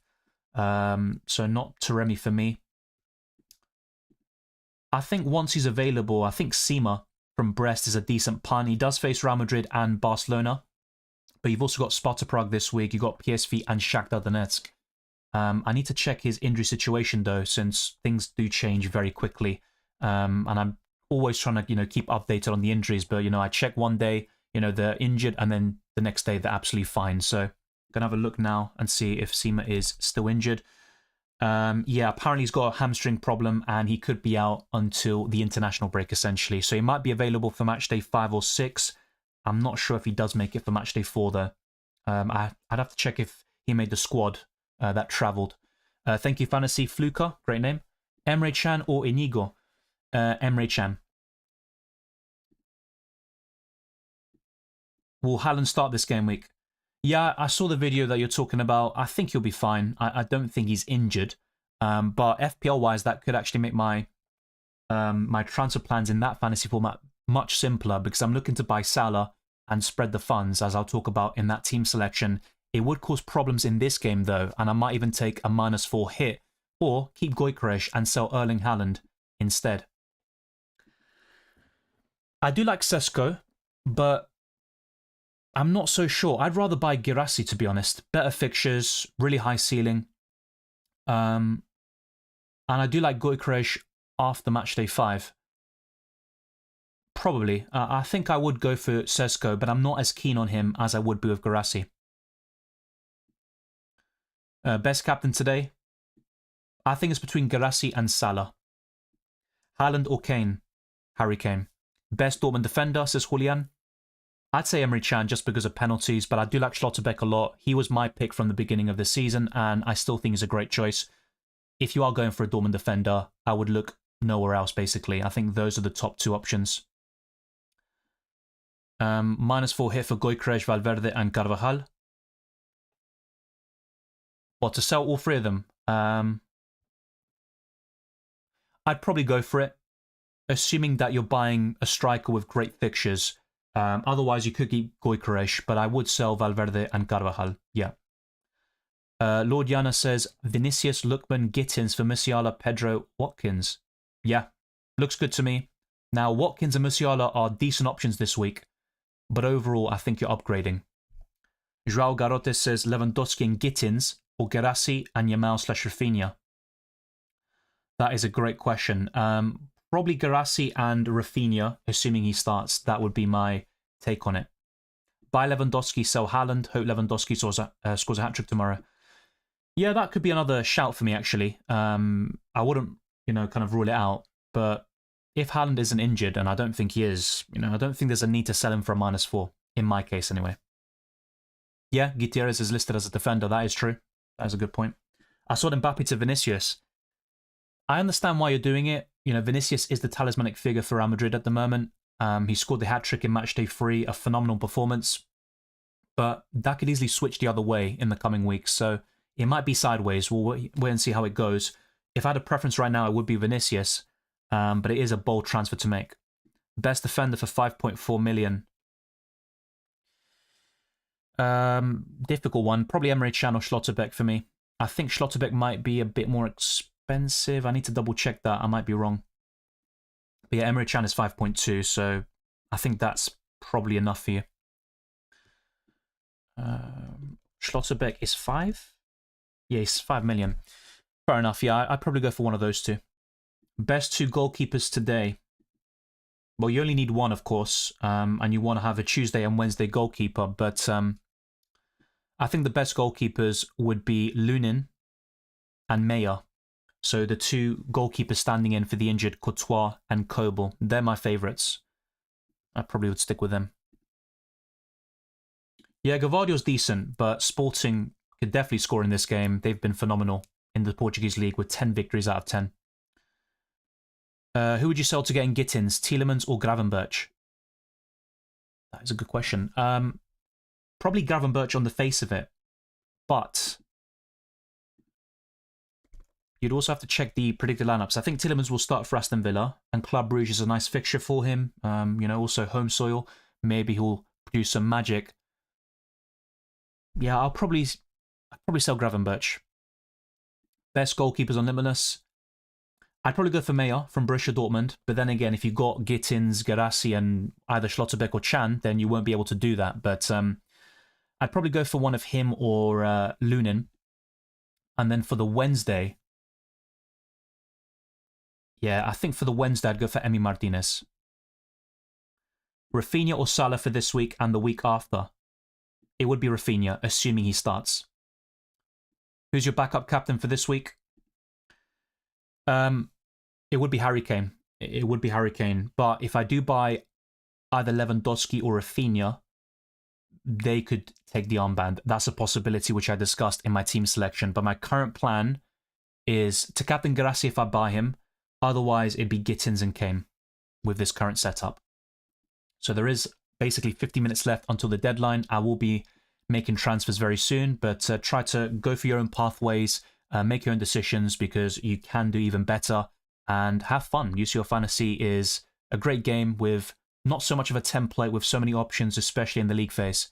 I think Rafinha starts, but some websites like UEFA.com do not have him in the lineup. That's a slight concern.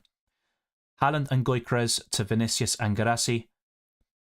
Yes, but you could keep Haaland. I still think that. Duran and Wirtz or Garassi and Lookman. Garassi and Lookman. I don't think Duran starts.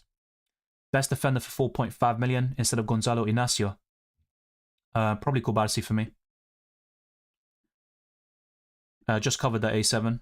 Haaland and Gyökeres to Garassi and Lewandowski. Looks good to me. Of course, with Haaland, there's always the doubt or the risk of selling him and him going off, but I do like the transfers in. Gyökeres and Bellingham to Lewandowski and Lookman or Salah and Garassi. That is extremely close. I'd go for Salah and Garassi. Probably go that way.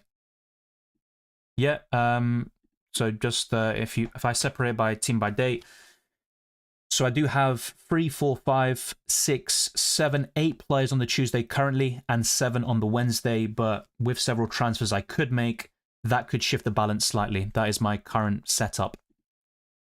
Garassi, Foden, Koundé or Lewandowski, Gittins, Rudiger, says Mateus Varela. Both really good trios. I'd personally favour Lewandowski, Gittins and Rudiger. No, Gittins is not injured. Wirtz or Rafinha? Rafinha this week. Yeah, covered that question about under 5.4 million defenders. So once again, essentially I'd go for Kubarsi, one of Kolasinac or Zappacosta, Emre Can or Schlotterbeck. That's already free. You might even want to double up on one of them, but I think one of each is fine.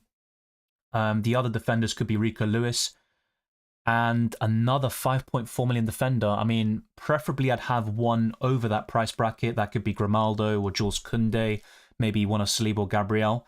Gavardio's also a shout. But yeah, I think those 4 are pretty reasonable. Maybe Kim Min-jae will be your 5th, so that's a decent set of defenders for you. I don't know, with Retegui, I was asked a lot about him in the previous deadline stream. He's had a good campaign so far, but his minutes are too inconsistent. Even against Napoli, he came off the bench. I think he'll start this game, but I don't like his minutes. I think he'll play 60, 70 minutes, and I don't like that so much. Yeah, Karnasec and Benitez pairing, that is actually a very good shout. I'm just I need to check myself, Eduardo, if they play on different days and stuff. I'm assuming they do, of course, with the exception of Matchday 8. So let me actually check that for you. But yeah, I do like those fixtures, actually, for both teams. So, of course, they do play on different days in Matchday 4. Yeah, it's looking pretty good so far. So Matchday 6, they play on the same day, but Atalanta play Real Madrid anyway, whilst Walter Benitez plays against Shakhtar, against Brest away. Not the easiest of games, but yeah, that goalkeeper pairing could work very well. Then on the Matchday 7, I think they play on the same day, unfortunately. So it looks really good, actually, for the next 2 match days. But in Matchday 6, 7, and 8, they do play on the same day. So just bear that in mind.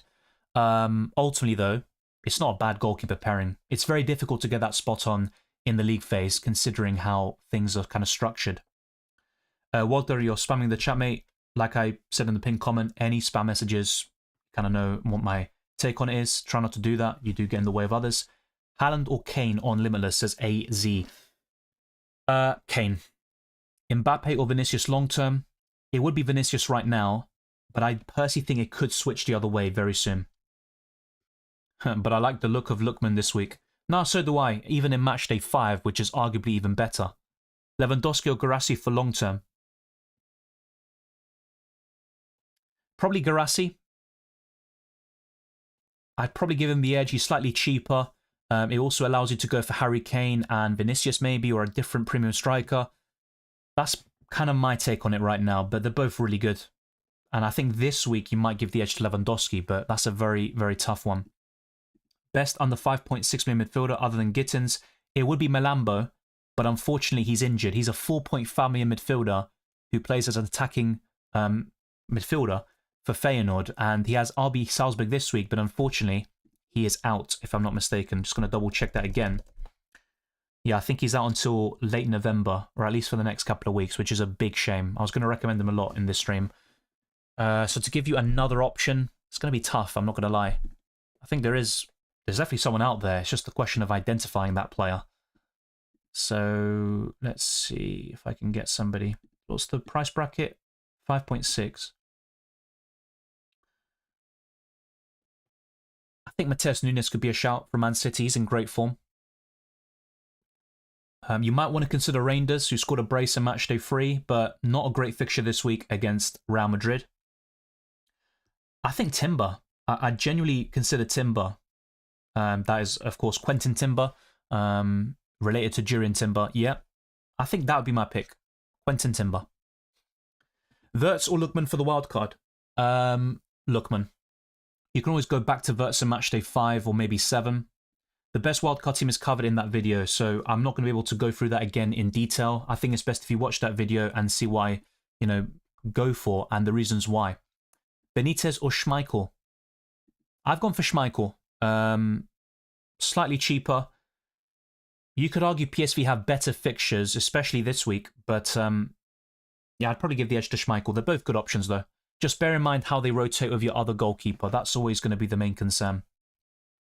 Yeah, good transfers in. I was looking at Emi Martinez for a -4 as well. Thank you, Grigol. As he says, smash the like button if you haven't already. We do have over 1,000 people watching, which we always do in these UCL Fantasy streams, but it's always appreciated. And we're looking to get to 30,000 subscribers. And I think now we are possibly 400 away from that milestone. So hopefully by the next deadline stream in Matchday 5, we'll be hitting 30k when that happens. Yeah, I'm not sure where you're getting that from, but I did cover this possibility because UEFA.com don't have Rafinha in their predicted lineup, but their word isn't gospel. They sometimes get things wrong, and they might not have updated certain things. For example, Jonathan Barr is still in the Benfica lineup. Sorry, Jonathan Barr? Yeah, I think it's Jonathan Barr. I was getting confused with Jonathan Tah from Bayer Leverkusen, but they do have him in there, but he is injured and reportedly out, so you have to take that with a pinch of salt. Prague or Feyenoord defense for 1 week? Probably Feyenoord. Jakob says, hi Dylan, loving the streams. Best captaincy for tomorrow. Harry Kane or Lewandowski would be my favourites. I think that's kind of what I'm looking at. Difficult. It all depends on how both teams line up. Of course, Bayern will go strong. But Barcelona could rotate 1 or 2 players, and that could you know, maybe cause a few problems. But yeah, I think Kane or Lewandowski. Meyer and Gvardiol or Lunin and Chan.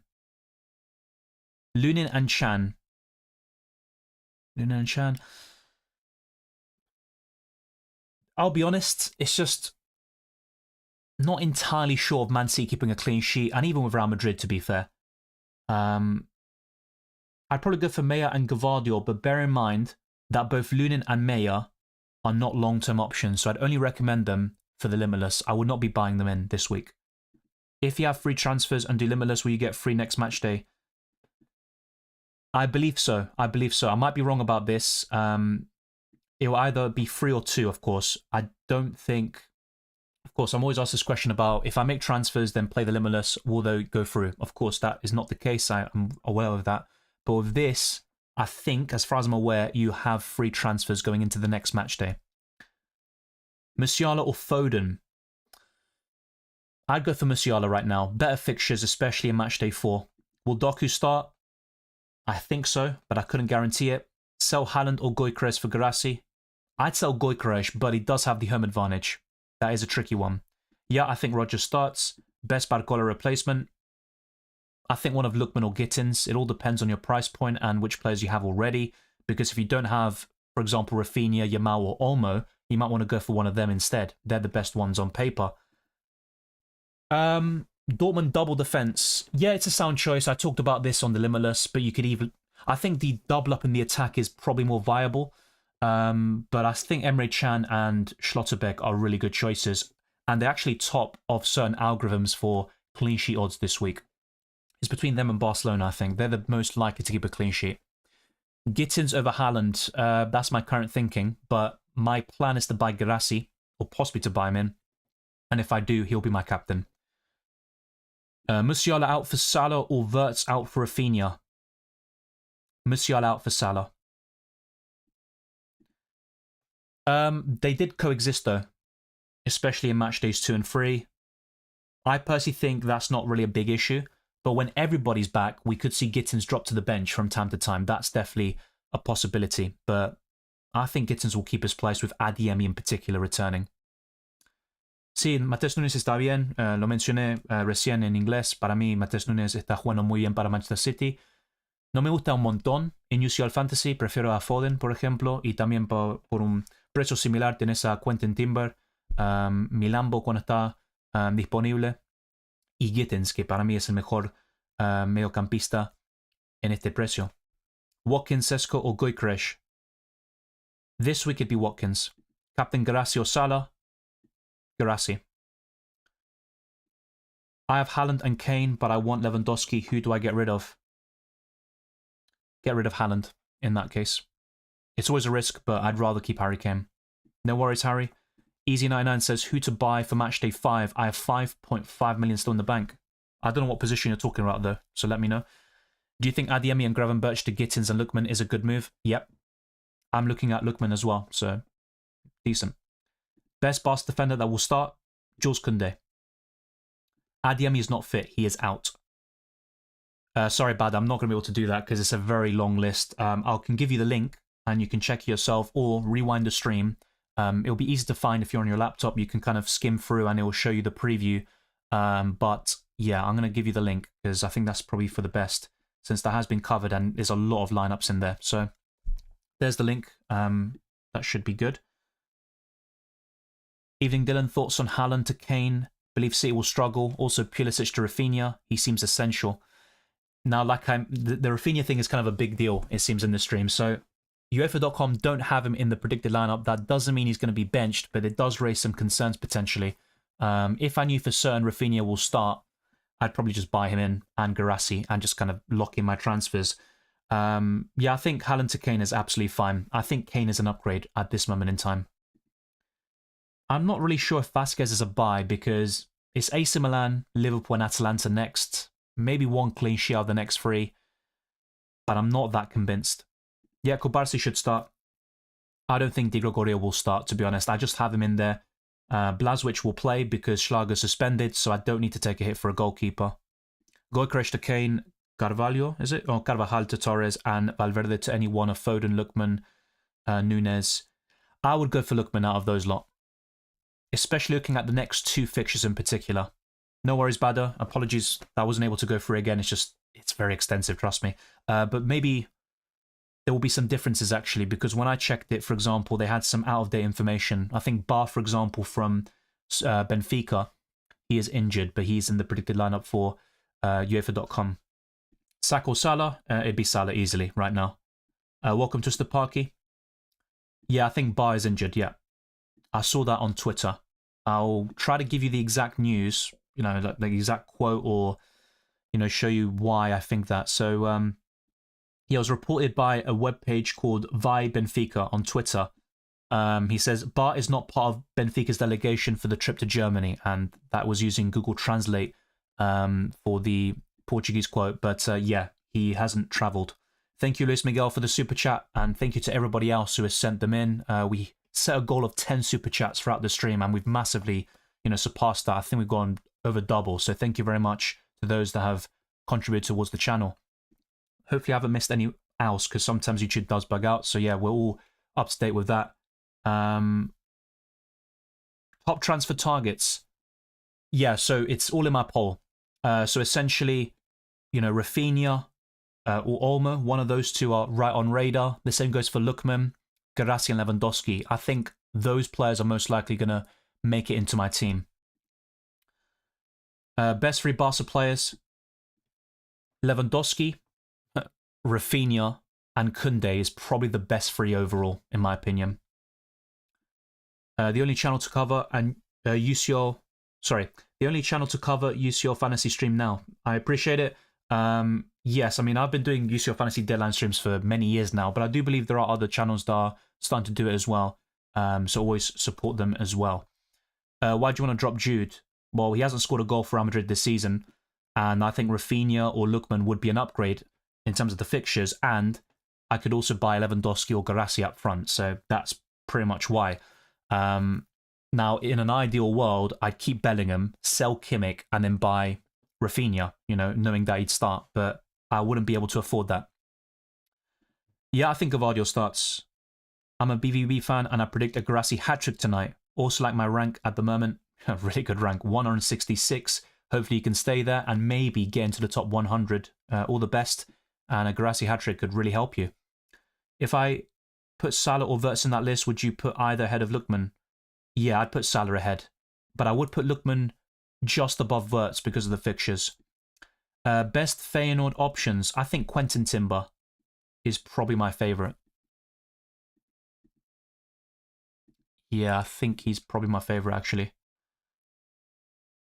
Milambo would have been the best. He's 4.5 million, but unfortunately, he is injured. If I'm not mistaken, I'll try to find it on Twitter because I don't want to mislead people. Maybe something happened or something. Let's see if I can get anything about Milambo. Milambo. Is this an update? So Stengs is training again, but not in the selection on Wednesday and Sunday. Milambo's not there on Wednesday and is still uncertain for the weekend. So yeah, Milambo is ruled out. He would have been my favourite. In his absence, I'd go for Quentin Timber at 5.6 million. By the way, I've got a new quote by Inzaghi, head of the Inter Milan-Arsenal game, and he said, I'm not thinking about Napoli. For example, if Bastoni is okay, tomorrow he will play. I didn't test him today because he wasn't at 100%, but he told me, tomorrow I'm 100% there. Today he had a light training session without the tactical match. So maybe we'll see a few changes to what I showed you in the predicted lineup for Inter Milan, just for those that maybe missed it. This is what we kind of talked about. So these are the clean sheet odds I mentioned earlier. Martin Odegaard is back for Arsenal, which is a massive boost. And this is the predicted lineup for Inter Milan. But we could see Bastoni start with maybe De Vrij or Bisek making way. But the rest of it should be fairly settled. They do have one eye on the Napoli game. That is a top-of-the-table clash in Serie A. If Inter Milan win that, they will go top of the Italian division. That is going to be a massive game. And of course, Napoli just faced Atalanta, who are now third with their 3-0 victory away from home against Napoli. So some big games coming up in Italian football. So we could see Bastoni play against Arsenal. He could be a decent option if that's the case, but he wasn't feeling 100% recently, and that's why he's only started light training today. So that's all been covered. Predicted lineups as well. And as you can see, this pretty much reaffirms what I just showed you with the Inter Milan starting 11. So let's go back to my squad, and very soon I will be locking in my predictions and my final team. The most likely scenario for me is to use 2 free transfers and not wildcard or take a hit, because Blazwich will start for RB Salzburg with Schlager suspension, so I can just take the blank and run with it. Hopefully the Juventus shot stopper Di Gregorio also starts, but that isn't a guarantee. Smash the like button if you haven't already, and subscribe to the channel. Let's try to get this stream to over 400 likes, since we have over 1k watching once again in a UCL Fantasy Deadline stream. And a massive shout out to all the super chatters. You are massively appreciated, and the same goes for the channel members and patrons to gain early access to my videos, amongst many other perks. We've got a few more super chats here in the building, so let me go through them now. And thank you, by the way, to the moderators for keeping things going. I do appreciate that too. So Morsan says, Haaland to Lewandowski or Pulisic to Rafinha/Gittins. I do Pulisic to... I think Gittins is the safer pick for you. I think there is a slight chance that Rafinha's benched. And maybe it's all because of UEFA.com and their predicted lineup. Maybe I'm overthinking it. But essentially, as much as I like Lewandowski, I prefer selling Pulisic to one of Rafinha or Gittins. I think that's the best transfer. Let me know what you're kind of preferring in terms of which midfielder you will buy between Rafinha and Gittins. If I knew for certain he's going to start, Rafinha would be my preference. Sheriff says, hi mate, thanks for your amazing work. Sell Valverde for Lookman or sell Di Gregorio for keeper up to 4.8 million. Have Blazwich. I don't think we should buy Rafinha because of the benching risk in my opinion. I think you're kind of right to raise that point. It's definitely a bit concerning. That's why I might go for Olmo if I decide not to go for Lewandowski up front, but I want to go for a triple up in the Barcelona team. So that's a very good point. As for the transfers, I'd probably do Valverde to Lookman. I think that's a high ceiling. If you were to make a goalkeeper transfer, I think my favourites would be either Schmeichel, Carnesecchi. I mean, Mayer's too short term, same with Lunin, I wouldn't go there. So, yeah, probably Carnesecchi. The problem with that transfer is he plays tomorrow. So that kind of negates the need to make that transfer because you've got Blazwich playing tomorrow already. So I think the best move for you is Valverde out for Lookman. And yeah, the Rafinha one is definitely a situation to look out for. Hopefully he does play. Although if I don't buy him, I might be hoping that he doesn't start. Thank you to Stepaki and Tiggy Taylor as well. Last one, then I'm good to go. Defense, Gutierrez, Anton, Grimaldo, Chan, and Gubarsi. -4 Anton to Singo, or just leave. Only have 4.5 million. That's a difficult one because Anton is in several predicted lineups. And if he starts, it's a good chance of a clean sheet, in my opinion. Especially with that home fixture. Borussia Dortmund are pretty much in the top 2 for clean sheet odds. Certain websites have them first, others will have them second, but it's a really good proposition for them.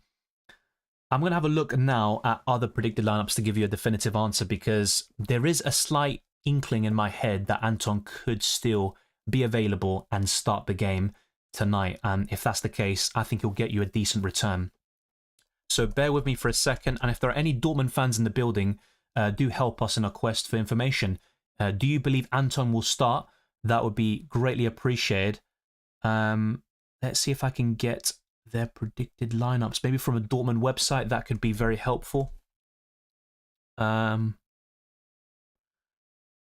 look, another lineup. This is by Yahoo Sports. I'm not sure how reliable they are. It's probably just a complete guess, but they've got Anton in that predicted lineup alongside Schlotterbeck. They've got Emre Can in the midfield. So that's another one. Let's see BVB Buzz. Of course, it's just a fan website, but sometimes fans do have great insight into their own clubs. Do they have a lineup? I don't think they do. No, I think it's just... okay, no, they do have one. It's like different pages. So here, they've gone for Gross, Chan, Schlotterbeck, and Ben Sabani as their defensive force. They haven't gone for Chan in the midfield, and that means no Anton. So we could see Sabitzer and Nemetcha, Felix Nemetcha, playing in central midfield. So yeah, I think with Anton, it's a very tricky situation, mate, because I think you're damned if you do and you're damned if you don't. I would probably leave it. That's my guess. And if he doesn't play anyway, you've got 14 players, I'd assume, who will all play, and it's not too biggie, too much of a big deal. If Singo keeps a clean sheet against Monaco, I mean, you'll probably see a 2-3 point game, unless he goes and gets another goal or something, but I think it's best in your situation to probably not take the hit. I'm not sure about that. Rice, I think, trained separately, but Arsenal did tell reporters that Rice is fine, but who knows? We'll have to keep an eye out for that. You're right to point it out. I didn't mention it earlier, but I don't think it's a big concern. Bestie says Lewandowski/Foden or Haaland-Yamal. As a duo, I think at the moment I'd go for Lewandowski and Foden, but it's a very, very close call. Okay, so we've literally got 25 minutes left. Yes, so Emery, straight after the Tottenham game, said that Rodgers is fine and that he could have continued, but he wanted to go for Duran and Watkins together. And Rodgers trained actually very recently. So as covered earlier, he should be in contention to play, and he's actually in a lot of predicted lineups as well. So I think Rodgers will start against Club Brugge. If I roll my free transfers, no, you can't get 4. The maximum number of transfers you can get is 3 in the league phase. And beyond the league phase, you cannot roll transfers. That's always been the case in UCL Fantasy. It's a group stage only thing. So once you get to the knockouts and the knockout playoff rounds, you will not be able to roll transfers. And in fact, you'll get more free transfers at your disposal. For example, going into the second leg of the round of 16, you will have free transfers. Then for the first leg of the quarterfinals, you will have 5 free transfers. And that pattern repeats all the way to the end of the competition. Hi, Dylan Goycrest should be replaced with or keep him. He's still a good option, but I think there are better choices elsewhere like Guirassy, who have superior fixtures for the next 2. So I think Goycrest is more of a sell than a hold, but he's still a good choice. Good luck to you as well, Wei Seng, aka Annie Leonhardt, if you catch my my little reference. Will Rafinha play? I think he will, but I'm not entirely convinced, and UEFA.com have really put a big doubt in my mind about my transfer plans. So if you have any links, by the way, to, I don't know, Marca's prediction or Sport, that is the Barcelona Sport, the magazine and the newspaper, then let me know, because I'm intrigued to see what they think about the whole ordeal. Let me see if I can get Barcelona's predicted lineup, maybe from a Spanish source. Unfortunately, I haven't been able to do so. Only a few websites are in there, like Sports Gambler, UEFA.com, and a few other kind of rogue ones out there.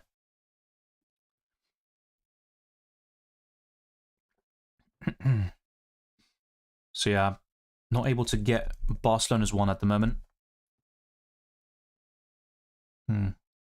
That's not a Spanish paper, unfortunately. That's a bit of a shame. We'll see what this page says, though.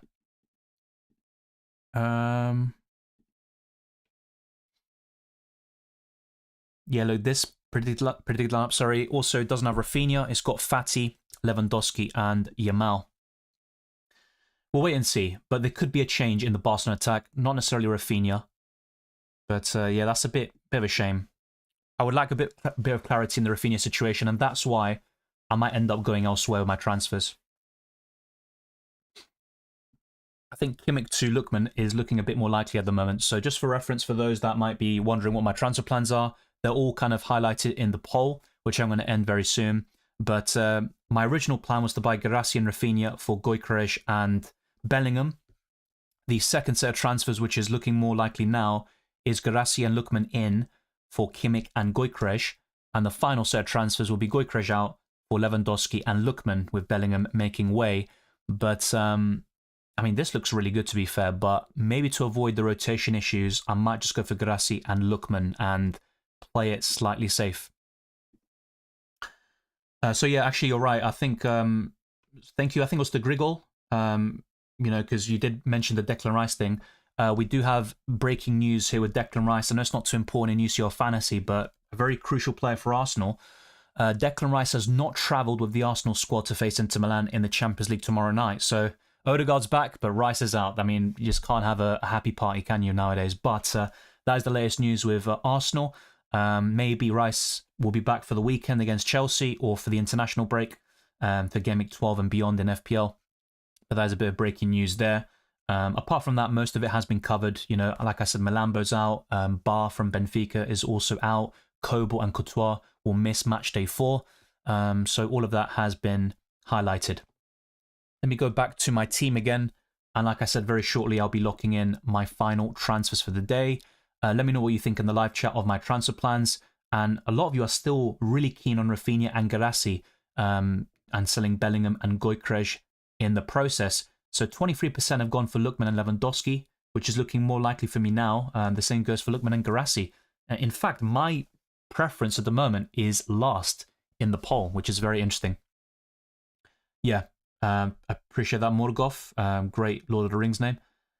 Thoughts on Griezmann instead of Bellingham? Well, they are different positions. Griezmann is listed as a forward, but I do like him, and he's definitely one to look at beyond Matchday 4 because Atletico Madrid have some really plum fixtures. I know they've got Leverkusen in Matchday 7, I believe, but apart from that, they've got some of the weakest opponents in the Champions League.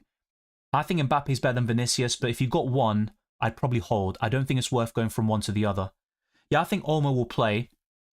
I think he will. He was subbed off early, though, and we could see something similar happening again. So that could be a slight issue. So yeah, we are approaching the deadline, 21 minutes left. Let's get to 400 plus likes, and we're getting even more viewers at the moment, which I do appreciate. Let's whiz through your questions, and then afterwards I will be finalizing some transfers. I did see, yeah, there's a super chat here by Luis Miguel. Vlahovic, Haaland, Gyökeres, who to sell for Lewandowski? Gyökeres. You can always buy him back in Matchday 6, but based purely on the fixtures, I would sell Gyökeres. Now, some of you watching might actually fancy Sporting to beat Manchester City or, you know, for them to get a result, and that's certainly viable. Thank you very much, Weising. I appreciate it. Lookman or Elise says Jeffsy. Lookman. Very, very close, though. Very, very close. Just waiting for my chat to unfreeze a little bit. Yeah, Sappacosta should start. I'm not really concerned about that, to be fair. I think Chan is more popular because he's on penalties. I like Schlotterbeck a lot, by the way. He was my preference from the beginning. But yeah, I think Chan and Schlotterbeck are the best options overall. Ben Sebaini isn't the most nailed on, I think, when everyone's available. You know, now you could say the same thing about Emre Can, to be fair, but he can play centre-back, as a holding midfielder, and even as a fullback at times. ¿Cuál portero pondrías hoy? Creo que Meyer de Borussia Dortmund, pero no me gusta comprarlo porque ya en la jornada 5 o 6 volverá Kobel y eso no me gusta mucho para un arquero. No sé si vale un -4, digo la verdad. Y si tienes a Blazwich, él va a jugar mañana porque Schlager lo echaron en la jornada 3, así que si tienes a Blazwich y Diego Gorio, creo que es mejor mantenerlo y no tomar un -4. Should I get Rafinha on the wild card? I still like him a lot. If you back him to start, I'd go for him. But just bear in mind there is a slight risk. Some websites don't have him in there. So just bear that in mind. Chan is captain and Pentaker. He is captain, but he has been benched recently. We saw it against Real Madrid. So I think it's a viable question. Yamal, Torres, and Schmeichel, or Pulisic, Kubarsi, Emi. Yamal, Torres, and Schmeichel for me, but very, very close. This is not a wildcard team. I appreciate the compliment in a way, but this is not a wildcard team. I'd change Gyökeres, for example, easily. Probably one of Wirtz or Grimaldo, maybe even both. Belling would make way. I think Trent would possibly make way as well. My two goalkeepers would definitely, they'd be shipped out very quickly. I'd possibly sell Saliba and maybe Kimmich as well. So I'd change at least half of it, but I don't think they're that bad for Matchday 4, at least on paper, but who knows. I thought last week my team looked pretty terrible, and it still would have gotten 86 points if I didn't play the Limitless. So, yeah, sometimes football is a funny game. Yeah, Dani Olmo's an option now, for sure. I do prefer Yamal and Rafinha, but for this week, Olmo might be the best. Olmo, Lookman, or Gittins? I'd say Gittins, just to be safe. Not sure where you're getting the news about Gittins from, mate, but according to Sport, Rafinha will start. Rotations possible in the midfield. Thank you. Yeah, that's kind of what I was looking for, to see what Sport was saying as well. Let's see if I can get there. Because I actually went on the website as well, but I didn't see anything about their predicted lineup. Maybe there was like an article about Barcelona and they mentioned it in like a paragraph, so it's difficult to kind of find. So if you got a link, by the way, I would appreciate it because I would love to buy Rafinha. I really would. I've seen a few people mention Gittins injured. I'm not sure where they're getting that from. I'm going to have a look right now and see if I can find anything, but I don't think Gittins is injured, to be honest. He has travelled with the squad. It's Adeyemi who is injured, same with Kobel. They are out for Borussia Dortmund, who have, I think, 8+ injuries at this moment in time. I don't think Gittins is one of them, so that might be a red herring. Not sure if it's trolling or people have gotten the wrong information, but if you do see a link, let me know. That would be greatly appreciated as well. Ezri Konsa, decent for Matchday 4. I wouldn't really look to buy him longer term. Yeah, Pau Torres might be a slight preference for me too, but he's fine. Vinicius or Guirassy with Limitless? I'd go for Guirassy. They're both good though. Hola Dylan, Dean o Pau Torres. Para mí es mejor ir por Pau Torres. Hay una posibilidad que va a jugar Madsen y eso no me gusta para nada. Yo tenía Luka Dean en mi Limitless en la jornada 3 y estaba en el banco. No, I think he's fine, Pedro. I think he's fine. He travelled with the squad. That's been confirmed today. And in other websites that track injuries, Gittins has never been reported there. So that might be a mistake by Transfer Market. So yeah, I'm not sure why that's the case. But yeah, I think Gittins is fine for those that maybe are worrying. Anyone you fancy from the early kickoff? Not really, to be honest. But I think PSV might be the team of most interest long term. They've got decent fixtures until the end of the league phase. I think my favourites, if I had to highlight some, just get them up. So I think from the Bratislava game against Dynamo Zagreb, I'd probably look at an attacker if you wanted someone for this match day. But even then, it's difficult to make a case. Maybe Baturina, a 6.1 million midfielder who has been asked about already in my chats. Piaka as well on the left-hand side. But otherwise, I'd probably look more towards PSV Girona. And I think my favourite is probably Benitez in goal. And maybe an attacker like De Jong. It's probably something like that. I would favour PSV in this game against Girona, but it's not an absolute guarantee. I think Gutierrez, by the way, playing essentially as a left winger, you know, and he's a defender, that could be one to monitor. So those are kind of my top options from the early kickoffs. I'm not a big fan of them, though. Lookman going to drop a bomb. If I do buy him, I hope that's the case, because he was really disappointing on my Limitless. He was my only player to blank, actually, in the starting 11. Probably Emi Martinez for tomorrow. I think Villa keep a clean sheet. Nuno Espina says, need funds, Anton to Ristovski or Hakimi to Boskagli? That's difficult because if Anton is available, and that is a doubt, yeah, I think he's a good choice this week. I'd probably look at Hakimi downgraded, but he has been really good in home matches this season. Mendy or Kim Min-jae? I think Foden will play. I'm a bit less sure about Lewis, but my personal guess is he will. I'm kind of hoping he doesn't, so he plays in the Premier League, since I've got him in FPL, but it's a kind of tricky one. It'd be Martinez. I think Arsenal can score a goal against Inter Milan, especially if Odegaard gets considerable minutes, but they're both good options tomorrow. A good Wirtz replacement if I have to. Well, any Barcelona midfielder like Olmo, Yamal or Rafinha would definitely suffice. Gittins, of course, Lookman. They would all be on radar, not to mention Elise. I think those are my favourites, actually. Lang or Elise? Probably Elise, but Lang could be decent from the early kickoff. Captain Gittins, Guirassy or Salah? Guirassy for me, but Salah is always one of the top dogs. I would go for Guirassy, by the way, for this question about captaincy. Top 5 forwards. Harry Kane, Lewandowski, Guirassy, Haaland, and there's probably someone else I'm forgetting. Yeah, Vinicius Jr. That's my top 5. Who should I captain? It's up to you, mate. I don't know who you have, but I think for the Tuesday, Guirassy is a really good choice, if not Salah. And for the Wednesday, one of Harry Kane or Lewandowski. That should be good enough. Will Gvardiol play? I believe so, but it's not a guarantee. Hola Dylan, opinión on Zappacosta. Para mí está bien. En el wildcard yo estaba hablando de Carnesecchi como el arquero, pero también mencioné a Zappacosta y Kolasinac. Me gustan muchos para ese precio, así que está completamente bien. Vinicius, thank you for moderating the chat. Like I said in the pinned comment, any spamming will not be tolerated, and repeat questions may be skipped. Yeah, Limitless is a good choice. Any point between matchday 4 to 7, I think, is the best time to use it. It's all team dependent.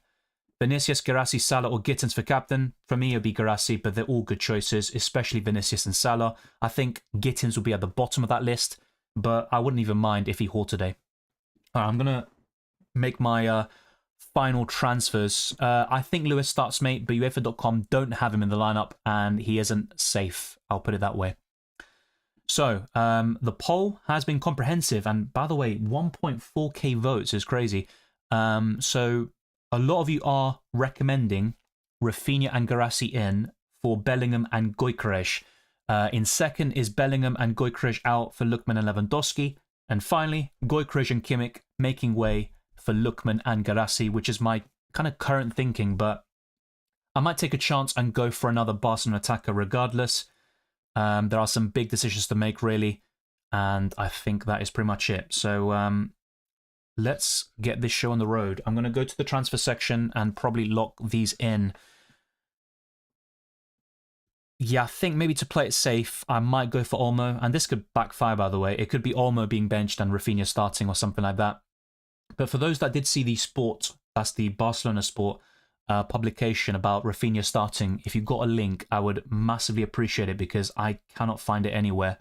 I would love to see their article and maybe their insight into the possible lineup for Barcelona, but I'm not entirely sure if that will be the case. So let's see if I can find this. Do they have anything on here?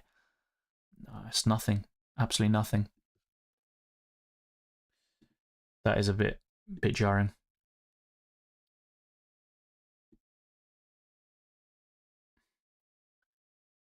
Salah or Gittins, it'd be Salah, but there's a massive difference in price. Difficult to compare them, but I think Salah's better. Predict shock result for matchday 4. Well, I think Inter Milan beat Arsenal. I don't think that's a massive shock, to be fair, but I think, yeah, Inter Milan win that. Any other shocks, so to speak? Maybe Leverkusen getting a draw at Liverpool. That's a possible one. But Leverkusen are a great team. I mean, look, the point of a shock is that you don't expect it, isn't it? I'm just not really sure about some of these. Maybe Sporting, you know, getting something against Man City. Yeah, I mean, it's probably that. It's probably one of Leverkusen or Sporting getting a positive result, if you can kind of class that as a shock. I think the rest, not really. I think Saka's still a good choice, but I'd rather go to Salah. If you got the funds, I'd easily go in that direction.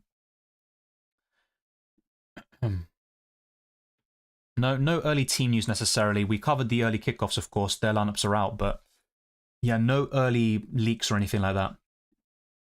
I think the best Dortmund defender is probably Schlotterbeck overall, but because Emre Can's on penalties, I'd probably take a punt on him. Mejor jugador barato. Depende de la posición, pero en la mediocampista está Gittins. Adelante Sima cuando está disponible. Y en la defensa, Kubar si está bien, y si no, Zappacosta o Kolasinac. Yeah, Limitless is a good choice, as covered earlier. Top 3 forwards under 9 million. Garassi is probably top for that list. I think Sima, when he's available, is really good, but unfortunately, I think he could be injured. Need to double check that again, but I'm fairly sure I did double check that earlier. Yeah, I think he's out until basically matchday 5. Yeah, I'd probably say Garassi, Watkins for this week, and another one would be... Yeah, Gyökeres not this week or for the next, based on the fixtures. Yildiz is a shout, to be fair. I think Yildiz is decent. Yeah, I think I'll probably stick with those 3 for now. That's probably kind of my top 3. Not a big fan of Yildiz or the other kind of forwards, but there's probably someone out there who's fairly decent. Luke de Jong, for example, in this early kickoff. Hey Dylan, what do you think about Ruben Amorim for Man United? I don't know much about him. Of course, I've seen some games of Sporting, especially in Europa League and Champions League. I think he's a good manager, but that's not a guarantee to be the perfect fit for United and to turn things around. It's a very tough job he has. I think he'll do better than Ten Hag in the league and Champions League if they were to make it, and I think they will eventually. But yeah, we might see a regression in the Cups, for example. But United are probably the best team in Europa League if they can get their act together. Best non-Barca mid for 9 million. Lookman, Gittins would be right up there for me. Of course, Wirtz is the best overall, but not for Matchday 4. Salah for me is the best over Foden. That's quite clear. No, those goalkeepers won't get points, but is it worth taking a -4 hit when Blažević will play? Probably not, unless Blažević gets -2 points, considering my choice of goalkeepers this season. Okay, so Vinicius or Gittins. They're both great choices, mate. I'd probably give the edge to Vinicius Jr., but if it was Guirassy, I'd probably go for him instead, just to make that quite clear. Yeah, I'm going to lock in now. We've literally got 5 minutes, basically. So, as usual, I've left it late because I've been answering questions. So, yeah, just got to basically take a punt with this. Do I take a risk and go for Rafinha, or do I maybe play a bit safer and go for either Guirassy and Lookman whilst keeping Bellingham, or Lewandowski and Lookman? That is going to be the big question. Let me see if I can find this. I'm going to see if I got any news on Rafinha on Twitter, but I'm kind of scraping down the barrel here. I doubt we're going to get anything. I think Rafinha will start, by the way, just for those that might be wondering, but there is a slight doubt. I think UEFA.com, yeah, have placed them in there. They've planted the seed of doubt with Rafinha not being in their predicted lineup.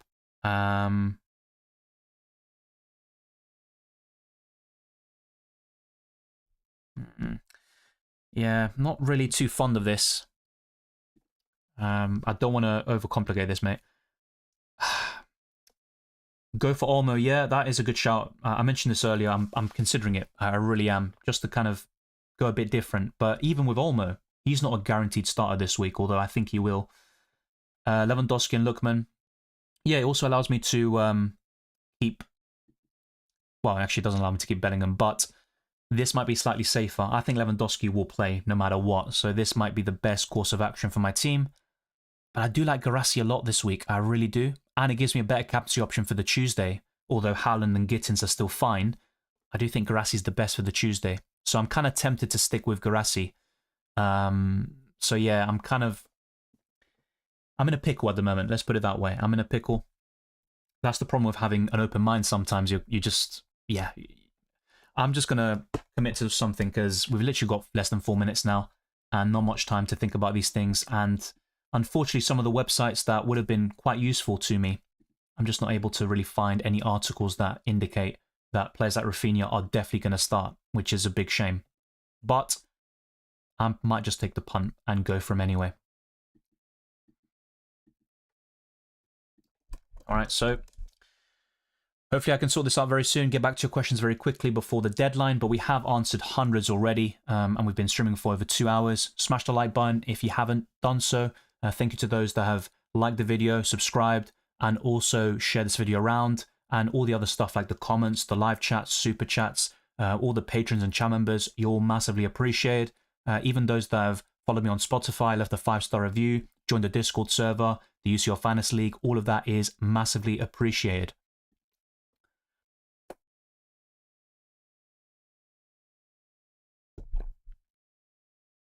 Yeah, I think I'm just going to do this. I'm going to buy Guirassy, and I think I'm going to buy Rafinha. I think I'm going to do that.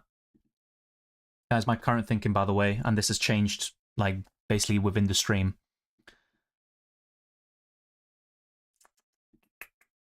Yeah, okay. So this first option, which, by the way, won the vote very comprehensively with almost 1.5 thousand votes. So Guirassy and Rafinha in for Gyökeres and Bellingham. And I've got 1.9 million in the bank. I could even take a -4 here if I wanted to. I could do Wirtz to Foden, for example. I could do Kimmich to Lookman if I wanted. Maybe a defender transfer or goalkeeper, but I don't think that's necessary. I think I'll stick with this 50-man squad, and I think this will be my final team. But try to lock things in now, because you also don't want to leave players on the Tuesday on your bench. That would be disastrous. You don't want to do that. Likewise, Kuka, I wouldn't take a -4 hit for that move, as much as I like Emre Can. Yeah, I'm Argentinian. I might not look it. I was born in England, but yes, I've got dual nationality. Captain Haaland or Guirassy, I would captain Guirassy. So let's make these transfers. I am done overthinking. Hopefully Rafinha starts, but there is a slight doubt, and I just hate it. I absolutely hate the fact that he's a slight doubt. But yeah, I think I'm going to do this. Otherwise, I'm not going to lock this in. So I just hope Rafinha does start. I'm going to go against what UEFA.com have said. By the way, let me just refresh this. I think Gittins is in my lineup. This is why you do not do late transfer, should I say. Let me put this guy in for Wirtz. Yeah, okay, just gotta stay calm, Yeah, Wirtz is playing today, you idiot. All right, there we go, and we are sorted. So Guirassy captain. Let's go back to this, by the way. So yeah, just make sure that the dates are fine. So Blažević, Saliba, Kimmich, and Kim Min-jae all play tomorrow. I've got Di Gregorio, Trent, Grimaldo, Gittins, Wirtz, Haaland, and Guirassy all playing today. And tomorrow I've got Kane, Yamal, Rafinha, Kubarsi. And then, of course, all my substitutes, Blažević, Saliba, Kimmich, and Kim Min-jae. It's not perfect. There are issues. I could have wildcarded or taken a -4 hit. But I do think it's quite strong, relatively speaking. And that's why Guirassy is my captain for the Tuesday. Tomorrow, I'll most likely go for either Harry Kane or Rafinha. But it all depends on news. And if Rafinha doesn't start, I'll be gutted. And hopefully the likes of Bellingham, who I just sold, don't go off. And Lewandowski, of course, will be a problem. But I do like this setup, and hopefully it does the business for me. So that is it. We are locked in for UCL Fantasy. Do not make late transfers or stuff like that. As you just saw, it can be a panic, but I think I was quite calm, all things considered. Not Wirtz. Yeah. Don't worry, Venom. I ended up realizing I'll be watching that on Amazon Prime today. Their match against Liverpool. That's going to be a great one. I'm not sponsored by them, by the way. Wirtz Capitan. Nah, not against Liverpool. I think that's a great opponent. I wouldn't do that. Hopefully that actually changed properly. Yeah, okay. Everything's sorted. Because basically on one tab, I had Gittins on the bench, and the other one, he was in my lineup. I'm not sure what happened there. So yeah, this is my final team, just for confirmation. Di Gregorio in goal. I don't think he's going to start against Lille tonight. Hopefully he does, though. That would be great. Maybe a clean sheet is possible. Kubarsi, Trent, and Grimaldo is my starting backline, but some of them do play on Wednesday. Well, mainly Kubarsi. Yamal, Rafinha, Wirtz, Gittins, Kane, Haaland, Guirassy is my starting 11 overall, with Blažević, Saliba, Kimmich, and Kim Min-jae on my bench. Guirassy is my Tuesday captain, and tomorrow it will be either Harry Kane or Rafinha. So yeah, we can also close this and close that. Let's go to predictions. So I've gone for 2-1 Monaco. Once again, I covered this already, but just for those that maybe missed it. So 2-1 Monaco against Bologna, 3-1 Real Madrid against AC Milan, Liverpool 2, Bayer Leverkusen 1. Hopefully Grimaldo and Wirtz can get something. Club Brugge 0, Aston Villa 2, Feyenoord 3, RB Salzburg 1, Sparta Prague 1, Brest 2. So yeah, the lack of Liverpool players may be a bit of a concern. I think Salah would still be a great choice. I do have Trent, though, at least. I do have something from it, but a few clashes, of course, with Grimaldo and Florian Wirtz in my setup. But yeah, I think they're definitely ones to target from Matchday 6 onwards, but some teams will start to rotate later in the league phase. All the predicted lineups I've covered. I don't want to go through that again. I just hope Rafinha does play. Let's go back to my squad. No early kickoff players for me, though. First time this season, so don't have to worry about PSV Girona or Bratislava Dynamo Zagreb. I'll be honest, I'm not going to watch those games, but if there are goals, that's great for those watching. Hope you enjoy the matches. And let's get back to your questions and comments and see what you lot are saying. Thank you, Keith, for moderating the chat. So like I put in my pinned comment, no repeat questions and stuff like that. Of course, that can be understandable, but spamming will not be tolerated. Not a big fan of Sudakov, especially from Euro Fantasy, but as a one-week punt, it definitely isn't too shabby. I can think of worse. Yeah, look, Yamal, I don't think I'll captain him tomorrow anyway. But yeah, don't worry about that. It's just the website not fully locking in my stuff at the time. This is the sport article on Rafinha. Thank you. If you put a link, I don't see it. Maybe you did it afterwards or before. But yeah, thank you very much. So yeah, Salah captain, good luck all. Yeah, he's one of my favorite options this week. He is on the thumbnail once again, and he will be for the best wildcard team in FPL. If you don't know, I do make FPL content, hence my channel name. But tomorrow, I'm planning to do the transfer tips. All the graphics are done. Just need a bit of amendment because by the time I record them, there will be changes in the ownership with some of the kind of most transferred in players, for example. The best wildcard team will be published on Thursday for FPL. And on Friday, the team selection for Game Week 11. I've got 3 transfers, so that's going to be a very interesting one to watch. The deadline stream on Saturday for FPL and possibly a reaction stream. And then I'm going to record a few videos, go on holiday, space them out. And then when I'm back, even more FPL content and UCL Fantasy will be headed your way. Thank you very much for all your support. Thanks for all the content, Dylan. Thank you, Ryan, for tuning in, and to everybody else watching. Good luck to you as well, Sudindra. Hugo Cipriano says, just adverts to Salah for -4. I think this week Salah could easily outscore Verts by 4 points or more, but Verts is so good that, you know, it wouldn't surprise me if he scored at Anfield, for example, but I think it will be worth it, if I'm being honest. I just didn't want to take the risk. I'm happy to take, basically, just use 2 free transfers and avoid the hits if possible, but that's a good transfer. Lewandowski, easy pick this week, especially against Red Star. Yeah, no, I agree. I love Lewandowski as a UCL fantasy pick, just not so much this season because I haven't owned him, but definitely a viable option. On the wild card, if I decide to use a Matchday 5 or 6, I could see myself buying Lewandowski. It's just, with Rafinha, I think he's going to start. I want to kind of take a punt on him when there's a bit of doubt surrounding the Brazilian, and I like Guirassy a lot for a Tuesday captaincy option this week. And besides, tomorrow I've got Kane and Rafinha now. Even Yamal would be another choice. So that's why I decided not to go for Lewandowski. Good luck as well, Venom. Hope we all do well. But Gittins and Guirassy were 100% blank. I hope not, mate. I really hope not. Jorge Mota says, amazing insights and tips as always. Greetings from Portugal. Thank you very much for the kind words. And another country. There's people from all over the world watching. El Salvador, Colombia, Portugal. I mean, the list is extensive. Kenya. It's always a pleasure. Maybe Rafinha comes from the bench and scores a goal. I wouldn't like that too much, but look, that's better than a blank, so it's better than nothing. Sold Haaland, Gyökeres, Martinelli to Vinicius, Guirassy, captain, and Gittins for -4, taking a bit of risk but hope. Yeah, when you take a risk like that, you know, maybe a few hits here and there, it's very satisfying when it pays off, but just enjoy it. Hopefully it goes well for you. You did well, Dylan. You handled that well. I appreciate it. Yeah, it's stupid, though. I always do it. It's because I answer questions, I get sidetracked, then, oh, let me decide my own team, and I don't have enough time to think about it, but hopefully it goes well. I've got better luck in UCL Fantasy than FPL, though. That's definitely one thing I can say. Hopefully I haven't jinxed it. It goes well, yep. Hopefully. Was a -4 for Salah to Rafinha worth it? I mean, look, we'll see how it pans out, but I wouldn't have sold Salah, especially for a hit. And the same goes for the other way round, selling Rafinha to Salah. I think you keep what you have, but hopefully it goes well. I bought in Guirassy and Pau Torres for Gyökeres and Carvajal. Yeah, good transfers in. I'm hoping Guirassy does the business, especially as my captain. Gyökeres can still do well against Arsenal, Man City, but ultimately, I think that's fairly decent. Ended up selling Rafinha. Cheers for the help, though. You definitely answered my question, which I had no clue on, and helped me a lot. Well, I appreciate it. If Rafinha starts, by the way, I just have to mention, I personally believe he will start, hence why I transferred him in, but I had to highlight the fact he wasn't in some predicted lineups like UEFA.com.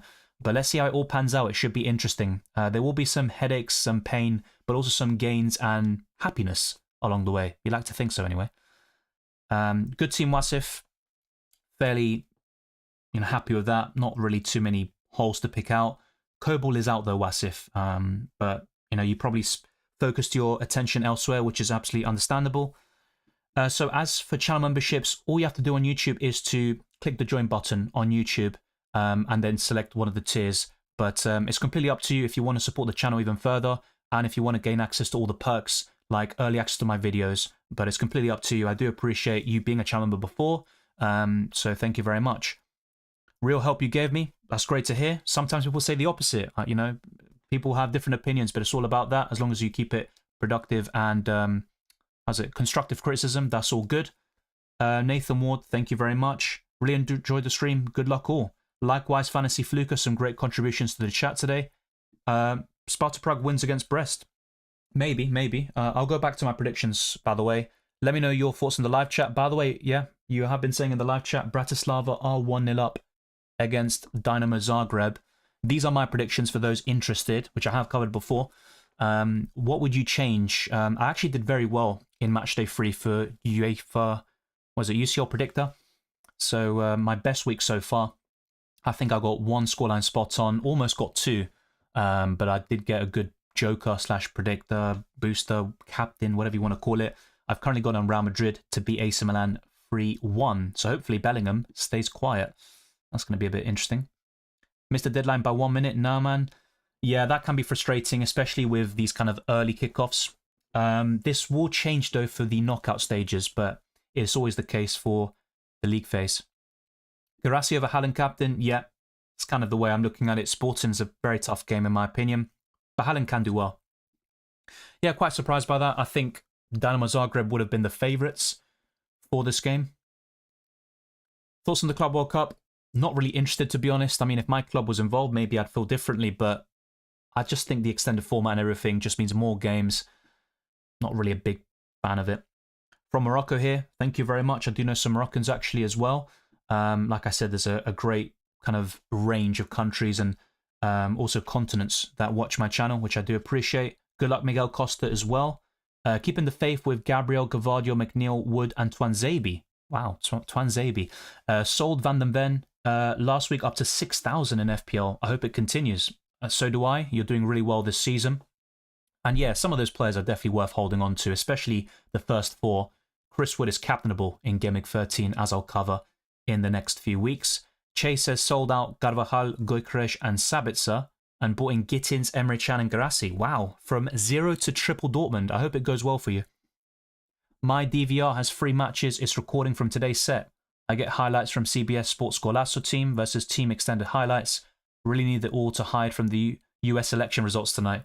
Oh yeah, I forgot it was today, but yeah, a lot has been discussed in the side of politics. Yeah, very interesting. Well, enjoy it, Keith. Hopefully you get what you want. I personally just don't trust any politician. But anyway, let's not get political around here. Let's keep it football. Although, like I did mention earlier, the plan is now to discuss anything, beyond football and UCL fantasy. Keep the questions going. I bought in Garassi and Paxiao. I probably butchered that name, by the way, for Goykresh and Milot. Looks pretty promising. Blazwich and Di Gregorio already 0.2 million drop. Yeah, look, understandable. They're both terrible. My Ristovski clean sheet is busted. Yeah, I'm not sure if it was you, but I did kind of highlight him when someone put their team. Like, I'm not a big fan of him, for example, but it's difficult to get a goalkeeper spot on this season.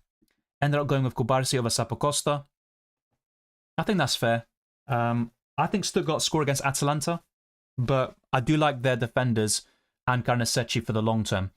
So I think that's fine. Sold Blazwich this week for Newball. We'll sell Di Gregorio next week as well. Yeah, that's good. That's good.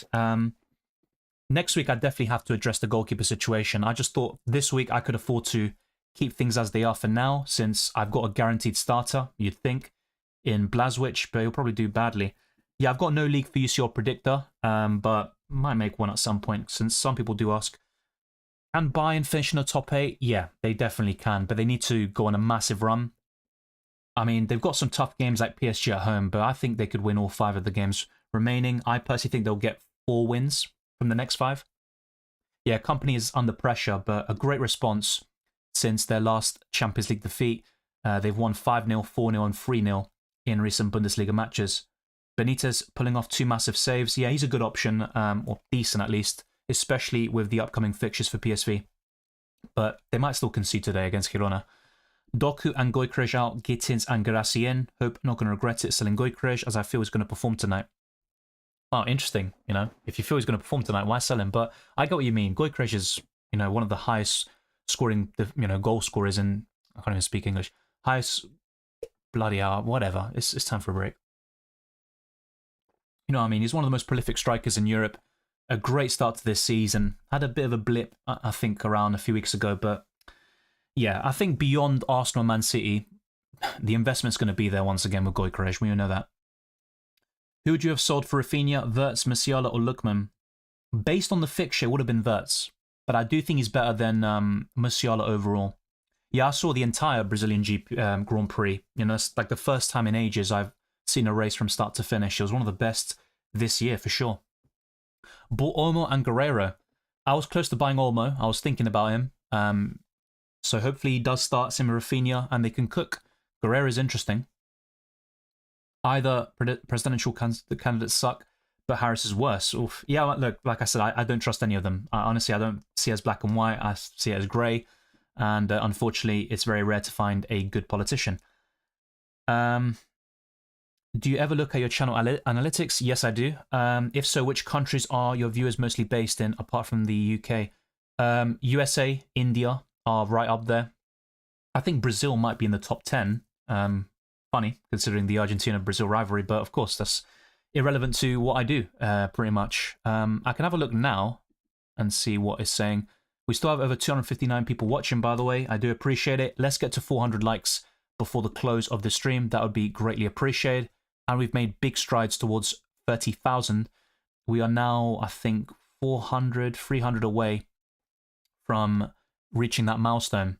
So yeah, hopefully by the next deadline stream, we'll be able to achieve that goal. If I go to analytics now, let's see what they're saying. So yeah, so the top 5: UK, United States of America, India, Portugal, and Malaysia. There is a big difference, by the way. UK is like 17.6%. The rest is like less than 5%. So it's a very nice spread, actually.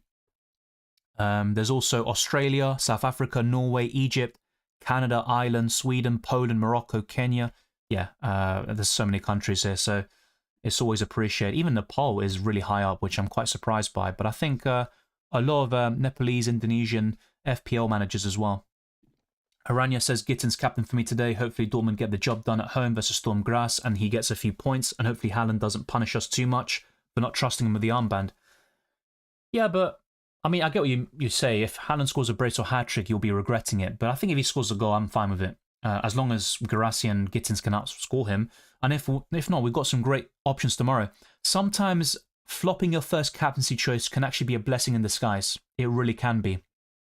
I've got countless examples over the seasons where I get a return from my first captain, I keep it, and then on the Wednesday, my kind of provisional captain, who I would have gone for, ends up getting like a hat-trick or 4 goals. So, yeah, it's always an interesting one. I replaced Barcola with Musiala instead of Foden in the end. Musiala scored a hat-trick in the Cup last week, and the home fixture against a struggling Benfica could be a good one for Bayern. Yeah, besides Sporting have been scoring lots recently, and it could be a difficult away game for City. Definitely, especially if De Bruyne doesn't start, and their recent form, losing to Spurs and Bournemouth. I do think City will bounce back though, and if they don't do it today, they will do it over the weekend, I'm sure. Good squad, Black Shadow. I like the look of it. Adster says, yeah, I covered that. Went for Vasquez for Beraldo instead of rolling one transfer. What do you think? Not a big fan of Vasquez, to be quite honest with you, but Real Madrid might offer a lot of value in the next few weeks, to be fair. Hey Dylan, do you ever keep your transfers in UCL Fantasy? I've never done it, I believe, but you can do it in the league phase. You can't do it in the knockout stages, so bear that in mind. Gyökeres already at 31 GA for club and country this season and 4 goals last game, so I actually decided on captaining him against City instead of selling. Yeah, maybe, in hindsight, if Gyökeres ends up scoring and Guirassy blanks, then I'll maybe think, oh, why didn't I just change a goalkeeper or a defender and then focus my other transfer on the midfielder as planned. Thank you, Elias from Ethiopia and Easy99 from Malaysia. Your advice saved me in FPL Game Week 10. Aina and Solanke scored big. First green arrow since Game Week 5. I'm glad to hear it. In some scenarios, I did say bench Aina, so those people will be cursing me, but you can't get them all right. The goal, of course, was a fantastic one by Aina, and that's his first shot on target this season, as I'll cover in tomorrow's Transfers podcast. Fermin is in the Barca press conference, so he'll probably start. Yeah, he was on all the predicted lineups I discussed and saw myself. 1 a.m. here in Indonesia. Thanks, Dylan. Good luck. Thank you, Isaiah. Get a good night's rest. To be honest, You know, last night I was up at 1 a.m. to be fair, but I wouldn't be watching myself at this time. I'm telling you that now. Victor Magana, sorry, I don't want to butcher your name. Hello, Dylan. Good evening from Kenya, Nairobi. I predict the Haaland haul tonight. Yeah, I think he'll get something, but I'm just hoping he doesn't go ballistic. Then again, though, it would punish sellers. I mean, look, it is what it is, but his ownership is still very high. I was so lucky last week, missed the deadline to change Gyökeres to Haaland and missed starting Raya, Bar, Foden and Frimpong. Meant I could not replace Mbappe, Bellingham, Sommer, Hernandez. Yeah, look, sometimes you need a bit of luck or, you know, to do well in UCL Fantasy and FPL. Yeah, it only cost you 11 points. It could have been worse, definitely, but yeah, PSV 1-0 ahead. Girona clean sheet gone. Yeah, I didn't have PSV's like prediction up, but I would have probably said 2-1. I still think Girona can get something. And by the way, Dinamo Zagreb have equalised. Wow, Spikic with the goal, with the equaliser. Okay, someone did mention their attacking midfielder earlier. PSV scored my Gutierrez punt down the drain. Unless he gets an attack in return, but I wouldn't hold out hope. Flamingo with the goal and Tillman with the assist. Yeah, I wouldn't go for them in UCL Fantasy really, but PSV do have some good fixtures beyond Matchday 4. Yeah, exactly. With that high position he's occupying, that could definitely be a shout. I went for the other centre-back. That's typical, isn't it, Sean? It is what it is. That's why I said I hope Haaland doesn't punish us too much. Yeah, of course. I still want him to score a goal or two. As long as the armband is on the highest point scorer, I'm good. Yeah, exactly that. I completely agree. Who do you think is going to win UCL? I still think the favourites are City and Real Madrid. I think Madrid will pick up things very soon. I gave like a top 5 in the previous deadline stream. So I'll say Man City, Real Madrid, Barcelona, Liverpool. I think that's kind of my top 4. Then if I had to kind of stretch to a 5th team, maybe one of Bayer Leverkusen or Inter Milan. Look, Arsenal have a chance, but their history in, you know, Champions League isn't great. Only reached one final, and I don't know. There's just something about them this season that I don't like. Some bad luck as well, but also some very unconvincing performances. But in the cups, you don't need to be great all the time, even with this extended format. So yeah, I think that would be my top 5 in order. But particularly the top 4, you know, I'd be surprised if a team beyond those ends up winning it, but football's full of surprises. I've had 3 night-ups till about 4 a.m. ain't good. Yeah, even if you get 8 hours sleep, you're just going to wake up tired. That's my experience anyway. I'd be interested to see how many Colombians are subbed to you. I don't have any way of telling that, to be honest. I can see the percentage of Colombians who watch me in relation to other countries, but I wouldn't be able to... Yeah, I don't think I can tell exactly how many. I'd say maybe a fair few. You know, there'd be a good number. But yeah, I doubt it'll be... It's not going to be in the thousands, but maybe 100 or so. That'd be my guess, but it might not be a good one. Let's see if I can get that up again.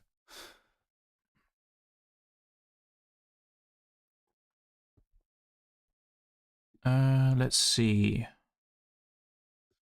So where is Colombia in this table? Wow, okay, no, yeah, it's quite low down. It's 0.3%. Geography. Yeah, so a few hundred at least have been watching my stuff from Colombia. So there you go.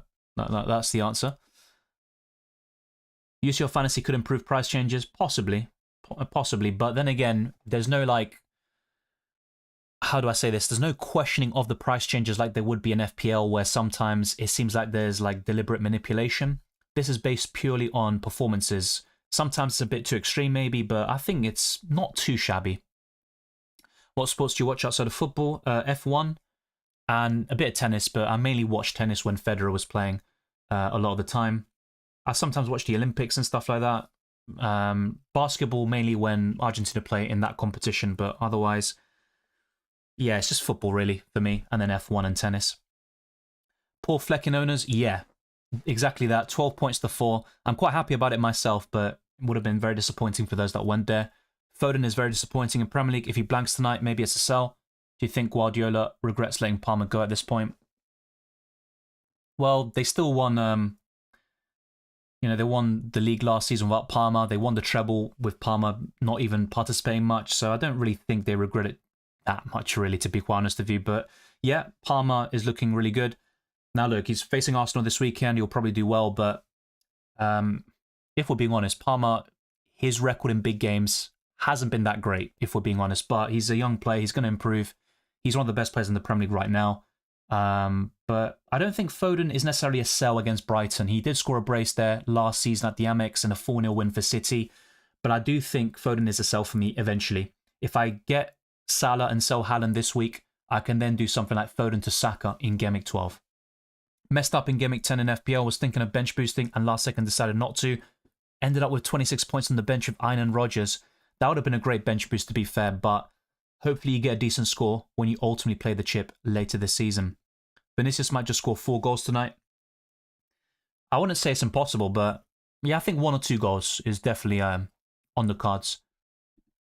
I bought Rafinha myself. He wasn't in the UEFA.com predicted lineup, but apparently Sport, the Barcelona publication, did have Rafinha starting. It's a risk. I took a risk by buying him, but I hope he does play. Is Palmer injury scared? Just pause. A Gordon-like scam. Well, it was a very bad challenge by Lisandro Martinez. He should have been sent off. I don't know. He is a doubt at the moment. There are some rumours. I'm not sure how reliable they are. Probably not that, convincing, but they are reporting he's going to be out for a few weeks. I think he'll be available against Arsenal. I'd be very surprised if he missed back-to-back games against the Gunners. Solanke triple captain. I mean, never say never. Ipswich Town is a great fixture for strikers. I probably wouldn't, but it's not a bad shout. I think it could be decent. I always kept Solanke because of this fixture. He did well for me this week, and one of the reasons why I got a green arrow in the end.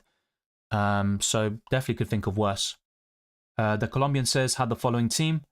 Wildcarded, and my team is now the following. Okay, yeah, the goalkeeper's much better now, that's for sure.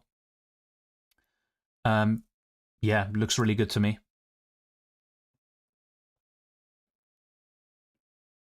Hopefully for your sake, Garassi, he's obviously going to start. But Rafinha also starts, but looking in good shape. My wildcard would have been identical to that, to be honest. When do UCL price changes happen? They change as soon as the deadline passes, so that's why Blazwich and Di Gregorio have gone down in price already. So look, Di Gregorio is now 4.4, and Blazwich is, well, I think he's already 4.4 actually, Blazwich, if I'm not mistaken. But yeah, price changes have already happened, if I'm not mistaken. Might need to refresh this actually. Let's see if I can get this up. Let's go to the transfer section and let's make some transfers. Yeah, Rafinha's gone up to 7.6. Yeah, they're both 4.3 million now. Jesus Christ. So they were 4.4. Losing a bit of value between the sticks. Not great. That's not going to help me with the rest of my squad and team value, which is normally very strong for me. But look, Gittins, 5.3. Yeah, look, there's been some price changes here and there. Not too shabby. Although not as much as I'd like. Garassi's gone up. That's good. Yeah, overall, could be worse. Could be worse. But yeah, the price changes happen essentially after the deadline. Let's now go back to my team and answer some final questions before wrapping up. I'm going to eat something. I'm bloody starving. I was super happy both Fulham and Brentford conceded, benefited by 1k places. Yeah, same here. Bro, you speak non-stop, by the way. Yeah, I know. It sounds rude, but I get what you're saying. Appreciate that as a viewer, but hope you stay hydrated. Don't worry, I'm pretty good. But yeah, I will rest for tomorrow for the other FPL videos I'll be recording when I have the time. Would you have wildcarded if you had my first team? Good question. I don't think it was absolutely necessary, but I think I would have. It's kind of similar to my team, to be fair, but yeah, Frimpong suspension risk facing Liverpool away. 2 poor goalkeepers, which I still have, unfortunately. Mendy, not the best. Anton injured out. Zakaria, Barcola, not the greatest. Yeah, it's a really good wildcard team, to be fair. I think I would have, but it's not a guarantee. Keeping Solanke and Rodgers paid off in Game Week 10 for me. Small green arrow to 2.6 million. I plan to get Salah for Saka, Nuri for Saliba, and Henderson for Raya. Yeah, I'm a bit unsure about Henderson. I would consider Verbruggen for the long-term fixtures for Brighton, maybe Robert Sanchez and Anana, but overall, have no issues with your transfers. They're really good.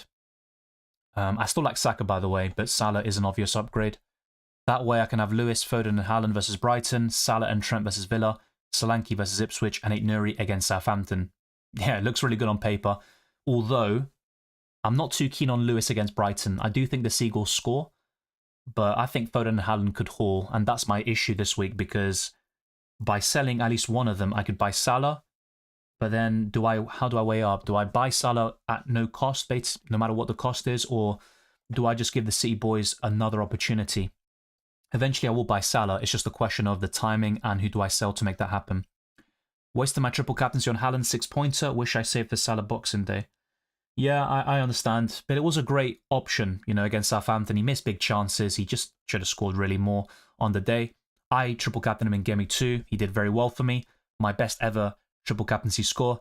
But ever since Game Week 4, it's been downhill for me. If wildcard and Limitless not used in the league stage, how does it affect the knockout stages?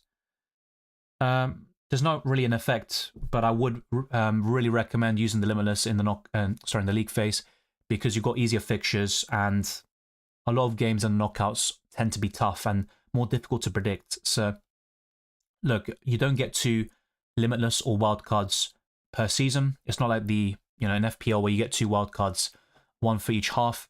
So, yeah, my advice would be to use the Limitless between match days 5 and 7 now. Chelsea-Arsenal can be a tight fixture, so not having Saka or Palmer might not be that bad this week. I plan to get Palmer in subsequent weeks. Yeah, last season it was 2-2. But, of course, Palmer scored a penalty. Saka, I think, got an assist. Blažević and Di Gregorio 4.3. Yeah, but I'll end up probably getting rid of them eventually, especially on the wild card. As you went Rafinha in the end, look, it might be a terrible mistake, so I hope it goes well. Maybe, if the people in the live chat were lying, then I was deceived, but there's not much you can do. Do you play Serie A Fantasy? No. I've heard good things about it, though. Imagine being part of a club and knowing the lineups before. Yeah. And then, look, for example, if I knew that, would I give it out? Yeah, I'm not even going to say anything. I'll keep it to myself. Kind of considering cheating or not. I mean, it's just it's an advantage. I don't like it, to be honest. But some people do have it. It's quite obvious. And by the way, it's 2-1 Dinamo Zagreb against Bratislava. But yeah, look, in FPL, whenever I see a leak or something from a reliable source, I do, put it out there. But yeah, for those that aren't able to wake up on time because of time zones or they've got other commitments, it is an unfair advantage, of course. I bought in Aina last week and then changed it to Young. Oof. I mean, the fixture made sense, though. And if West Ham didn't go down to 10 men, maybe they would have scored. Please rate my team, says Leo Scott. Very good picks in there, but Courtois is injured. He's going to miss match day 4. Diego Carlos might not start. Not a big fan of Havertz. The rest, though, looks really strong. Just a bit concerned about the lack of Lewandowski, Guirassy, or maybe Vinicius/Mbappe. But overall, it's a good squad, especially the midfield and defensive line. I might do Cyril. I'll talk about this in the team selection because I've got free transfers and that means I've got a lot of flexibility. I could buy Salah whilst keeping Haaland and Foden for now. Actually, no, I think I'd have to sell Foden, but keep Haaland. It's a big pickle I'm in because I think it can go either way. Went for Brandt over Gittins for the minutes.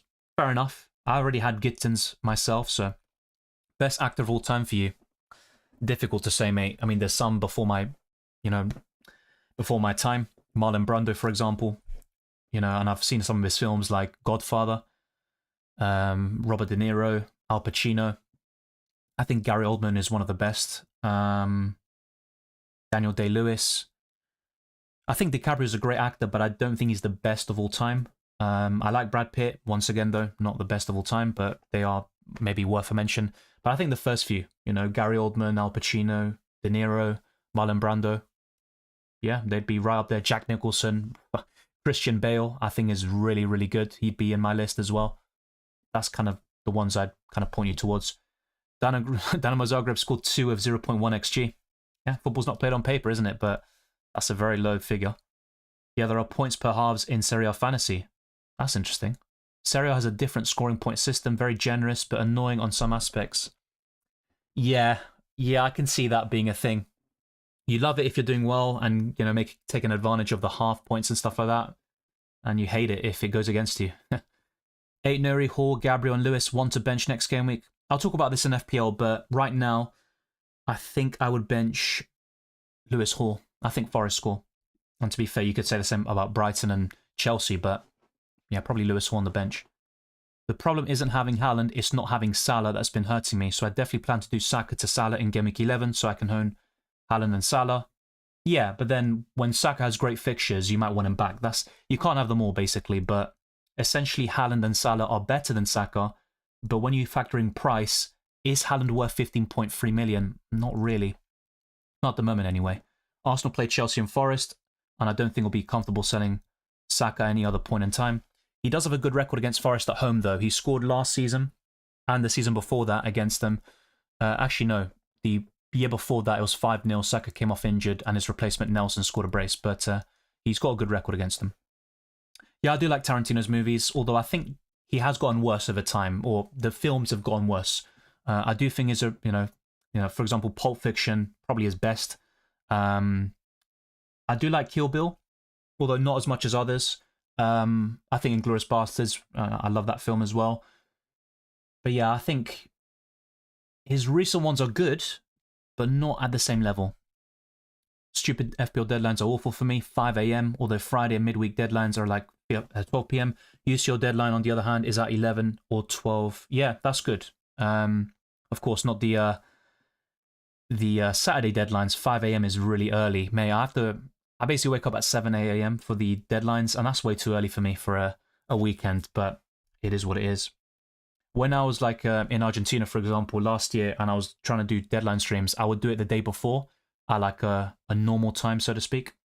Yeah, 2-0 PSV Tillman, who's got a goal and an assist. Very good haul from him.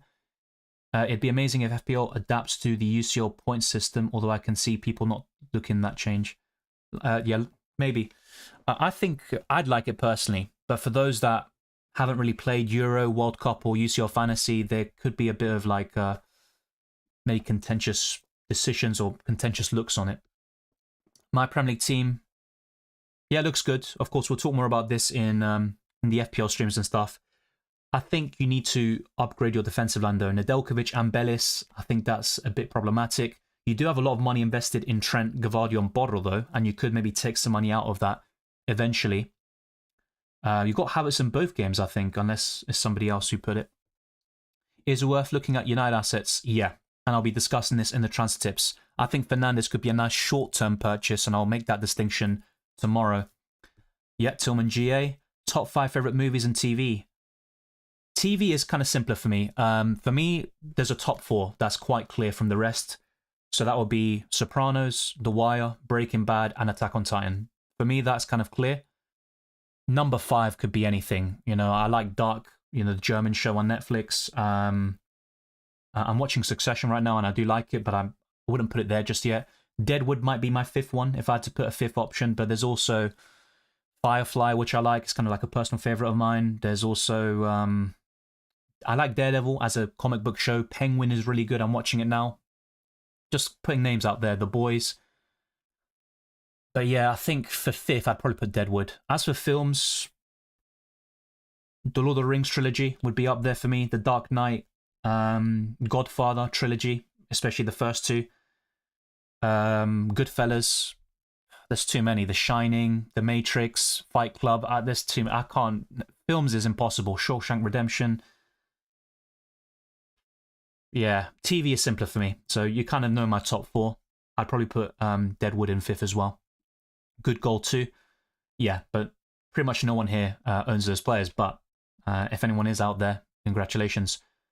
What would it take to get you to do a watch along for an Arsenal game?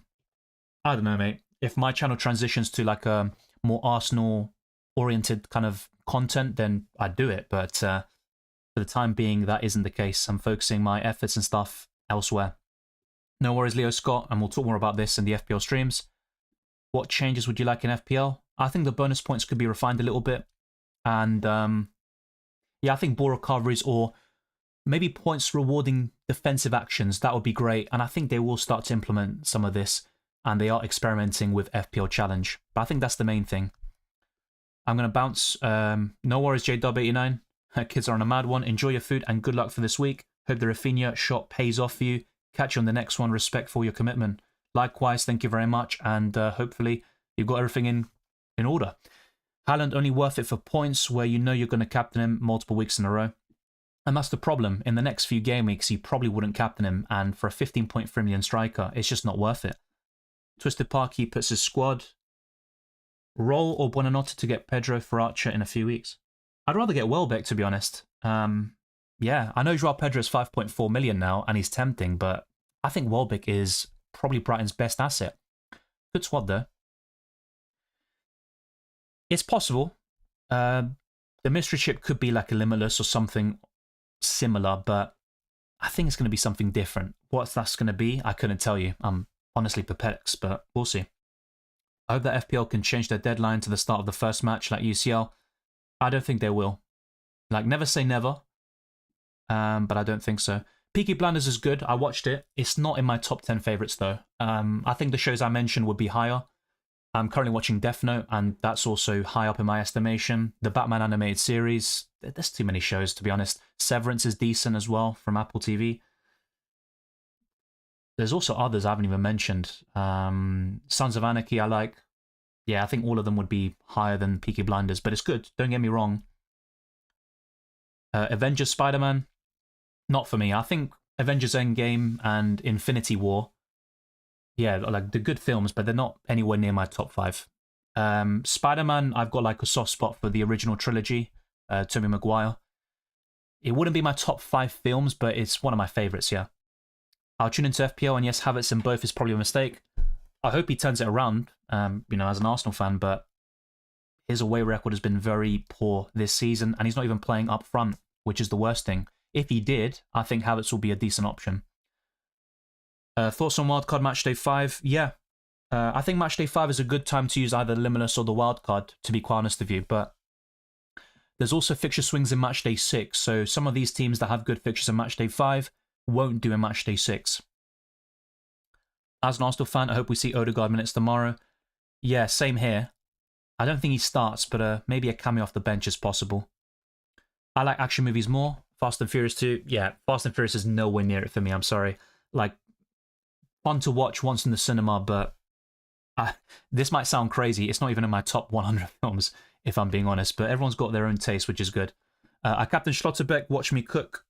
Well, I wish you the best. I don't mind a clean sheet. Actually, I do, because I don't have Dortmund defence. But yeah, good luck to you.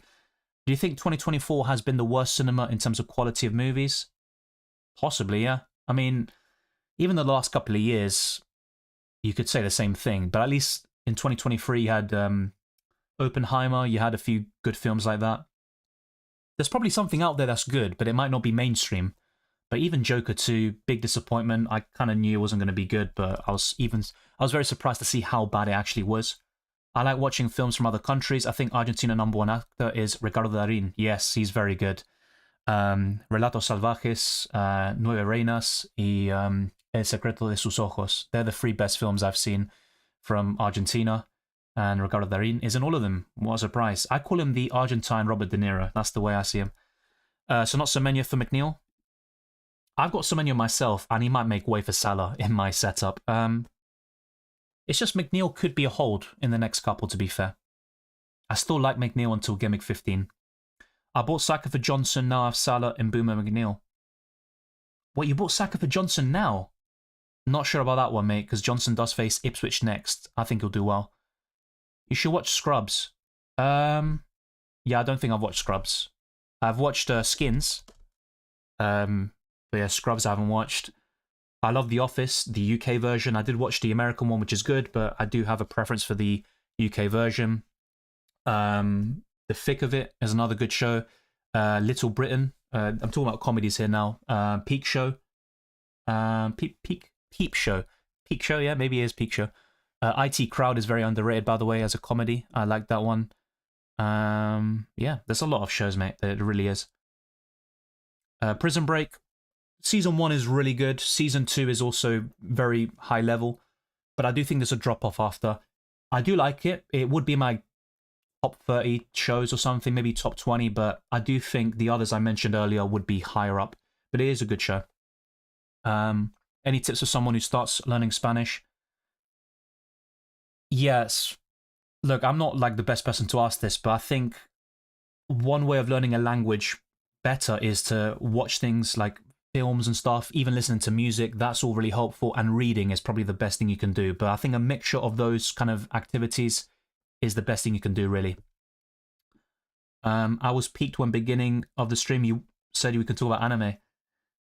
Yeah, I'm not like an expert or anything. I'm literally getting back into it. I watched Attack on Titan recently. It's in my top 4 shows of all time.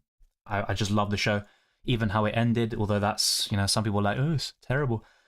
I'm watching Death Note right now. I haven't finished it yet, but let's just say something major's just happened, which I don't like. But yeah, I'm looking to watch Vinland Saga next. What else? Full Metal Alchemist Brotherhood. I might even watch the original version as well. But yeah, I'm getting into anime basically as well, and I'm not regretting it at all. Haven't watched Seinfeld. No, I haven't watched it. Maybe just parts of it here and there many years ago, but I don't remember anything. Breaking Bad is top for me.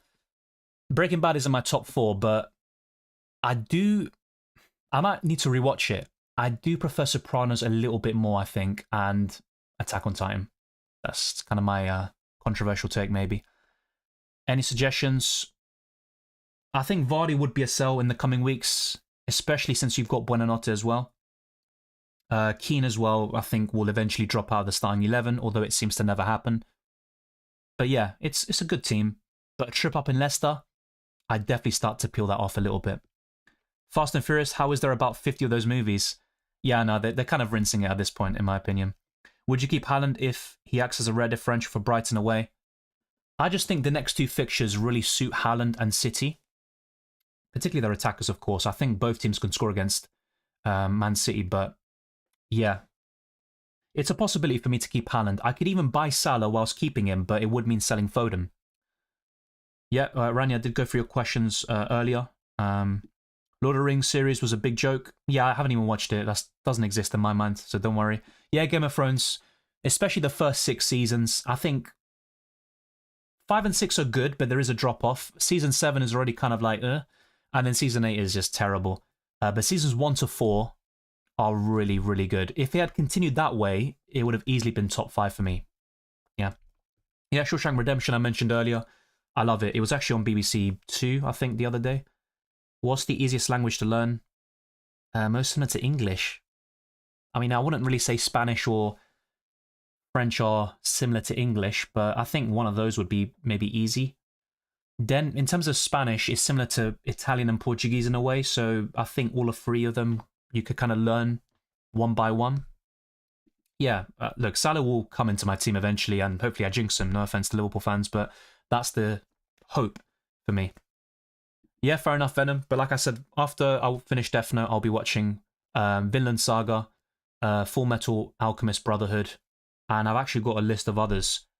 Even Jujutsu Kaisen, maybe. There's a lot I've actually got through. Yeah, Vinland Saga.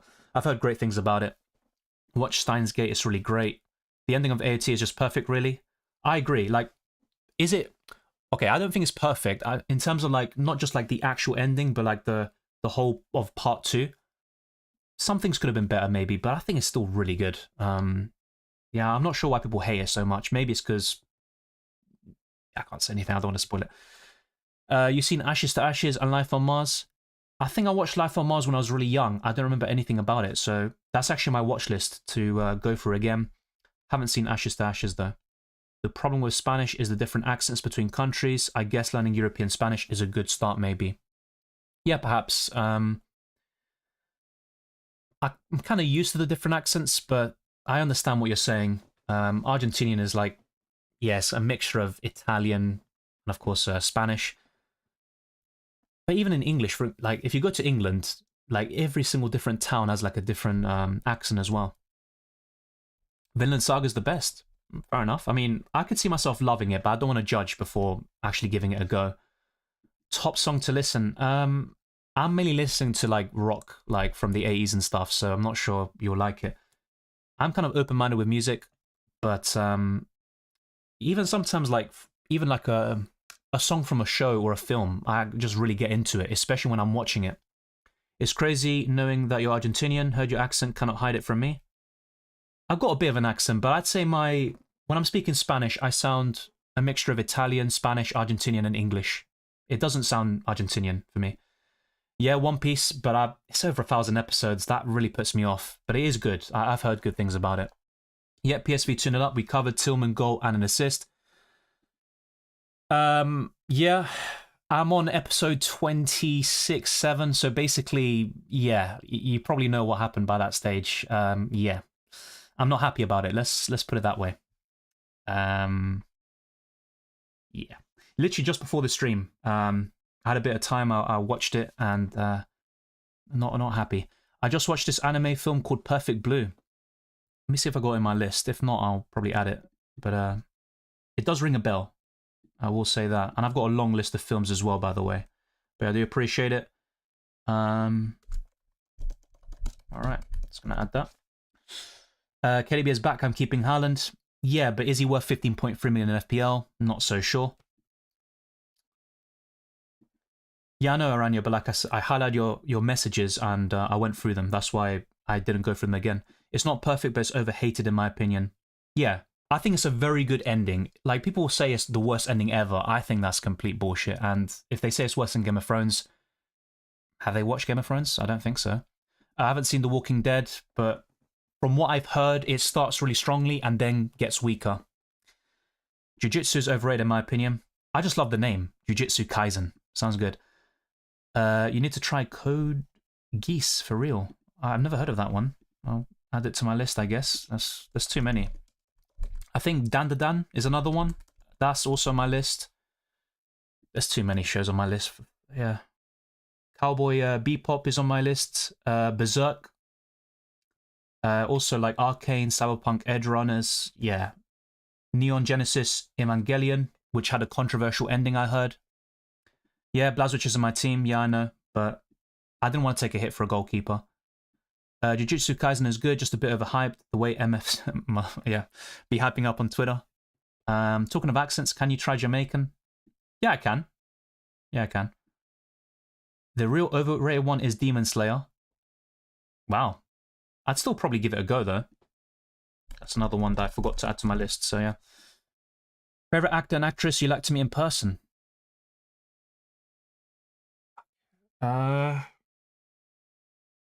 That's a difficult one. I'm not going to say Margot Robbie, so don't worry. Actor? I think Jack Nicholson, yeah. I'd love to meet Jack Nicholson. He's just, he seems like a character. And actress? Jessica Alba? I don't know. I honestly don't know with actress. Maybe Anne Hathaway, Arsenal fan as well. Yeah, Anne Hathaway. My all-time favorite animes, Dragon Ball 1 and One Piece 2nd. Interesting. A great movie is A Silent Voice. Yeah, I don't think that's on my list, but there's too many things, really. Yeah, I've added that to my list, don't worry. I actually never heard of it, I think. Or at least, yeah, I probably butchered the second part of it. Debería haber un fantasy de las eliminatorias sudamericanas de la Conmebol. Sí, eso es una buena idea, también para la Copa América. Y es una pena que cuando lo hacen no va a estar Messi y Neymar tampoco. I was so mad for Game of Thrones. I actually went to like a premiere, like a screening of the last episode. Yeah. I'm looking forward to Squid Game 2. I saw the first season, I liked it, but it's not my favorite shows, but it's decent, yeah. I definitely heard the Seismo in Shaw. Yeah, and your ritme is very, very Argentinian. Yeah, because I speak at home with Argentinians, but yeah, if I like speak a few sentences, it's not a full Argentinian accent. Hunter x Hunter. Bloody hell, how long do you want my list to be? And how long do you want this stream to be? In my opinion, the best anime ending is from Code Geass. It's pretty old anime, just 2 seasons, and animations are not the best, but the storyline is great. That's the most important thing to me, characters and storyline. I'm not that fussed about animation, although you can tell the age of certain ones, of course. Fullmetal Alchemist is good. Yeah, it's on my list. I heard Brotherhood is more faithful to the manga, and that's the better version. Yeah, that's true, to be fair. I saw Sherlock over 10 years ago. so it's not in my recent memory, but that's a very good show, actually. I haven't seen Bleach, no. Oh my god, there's so many bloody shows. I'm gonna add these very quickly. And what's the other one? Bleach, okay. If that's not trolling. Some people can easily troll here. Jessica Alba was just nostalgic. Yeah, look, I just had to say the first one, but no, I'd probably say Anne Hathaway because of the Arsenal, thing. You should add Hunter x Hunter as well. Have I not added it? No, I did add it, yeah. It's on my list, don't worry. Jose on the Turkish League, too grey, it's too dark, it smells bad. Woke up from the first half where he was drinking Turkish tea. Probably no alcohol Turkish tea. I think only my son watches it in London. Yeah, Jose's an absolute savage. Yeah, I saw that. Yeah. I actually didn't see the full quote, but he's crazy. Actor, probably Anthony Hopkins. He's another one I forgot to mention for like the top actors of all time. Denzel Washington, Morgan Freeman. Yeah, they're all really good. Actress, probably Anne Hathaway or Kate Winslet. Good picks. I like that. At this point, with what's going on in entertainment, it's better just watching and ignoring much about what's going on with actors' personal life. I'm never really too fussed about that. I care about the fiction, about the actual art. I don't really care much about their personal lives. Thank you very much, Latino Dialects. I appreciate it. So many good murder crime shows on Discovery. I love murder crime shows, and that's why Death Note is kind of like a nice blend. Anime mixed with like thriller, crime, drama. I do love it. Breaking Bad, best show in human history. Not for me. Like, it's in my top 4, and I'd argue all 4 of them are 10 out of 10 shows, but I have a slight preference, I think, for Sopranos and Attack on Titan. From the screen to the ring to the pen to the king, says Batman. Nice. One Last Night, mega twisted. The things some people do. Still water or mango? I love water, to be honest. It's probably my favorite drink, but I do like mango juice. I do.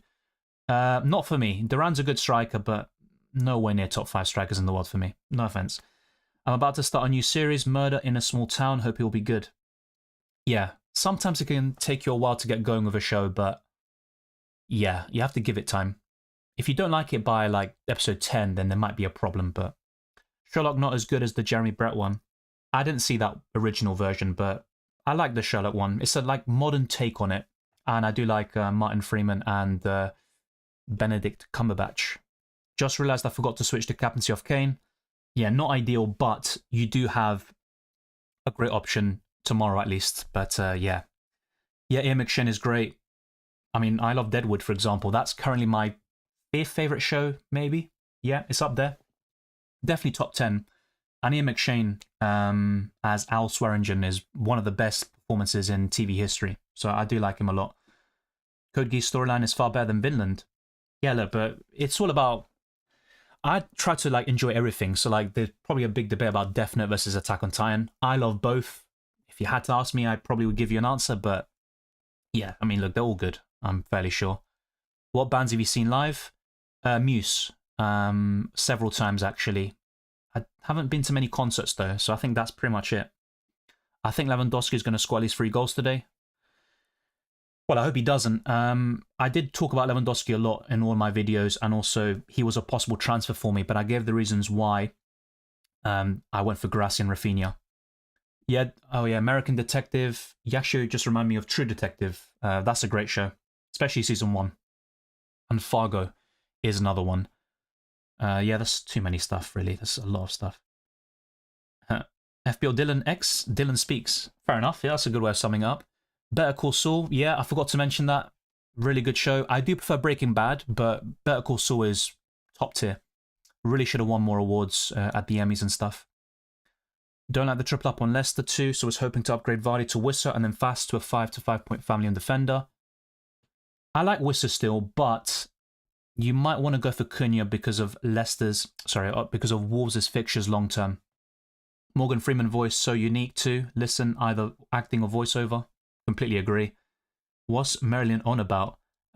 Is this like an anime sort of thing? Oh dear. Let's keep it civil, lads. Oh, yeah, still water or mango? Yeah, that was a bizarre question, but yeah, well, we're covering everything on this channel. The problem with entertainment lately is milking out good series and film franchises to the last drop. Yeah, look at Joker, for example. Should have stayed as one film, and they obviously did a cash grab with the second. Lewis or Gavadio out, by the way.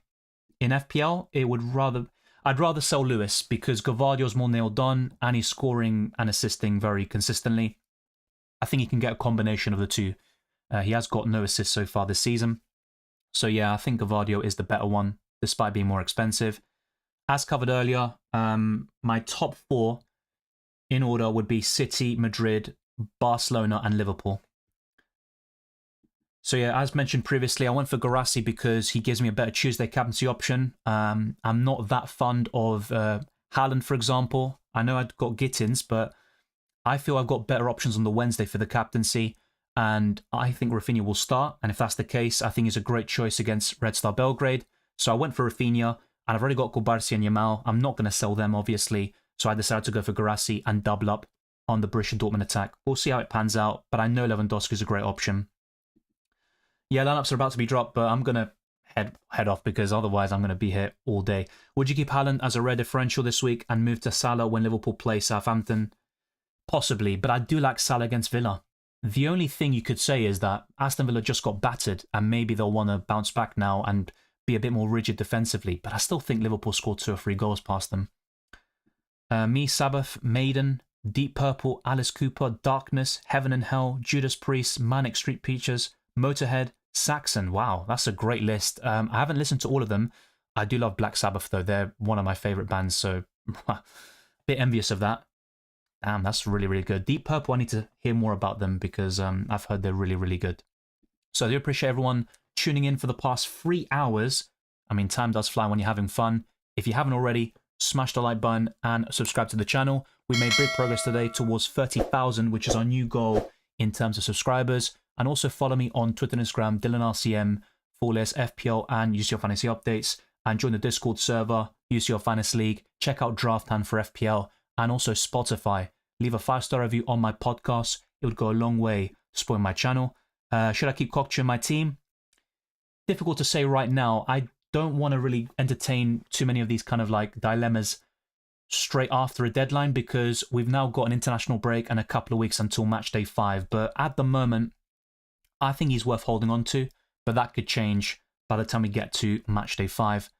Salah's stats quite mid. I'm not so sure if they're mid though. They're nowhere near as good as Haaland's in terms of goal scoring, but he's got good creativity numbers. Yeah, I don't think they're mid. Next stream, you're going to hit 30k. For UCL Fantasy, yeah, I think it's very likely. So that's going to be the aim. That will be in December, by the way. So this time next month, we could be hitting 30,000. And only just 2 weeks ago, we did hit 29k. I miss watching Aussie as not fit to tour. Yeah, that's a bit of bad luck there. Yeah, there is a Discord server. Just go to the description. There is a link there as well. It's all there. Yeah, you need to head off, fella. When did you start? At 3:30 p.m.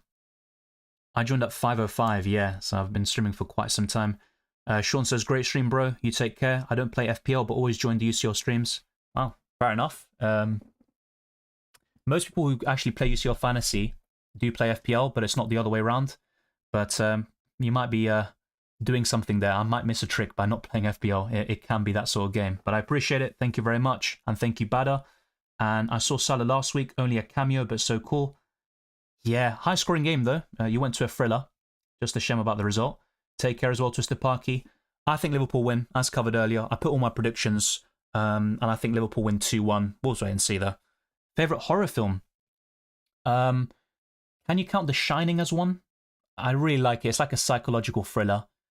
Otherwise, I'd probably say The Exorcist might be up there. Not a big fan of horror films, to be quite honest with you. They give me the creeps.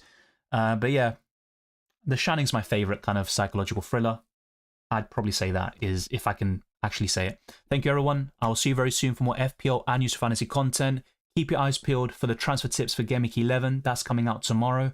The best wildcard team on Thursday. The team selection on Friday. And then, of course, the FPL deadline stream on Saturday. A reaction stream. And then Game Week 12 content will all be headed your way. As well as UCL Fantasy videos and live streams for Matchday 5. Take care, everyone. And I wish you all the best of luck for the rest of the season.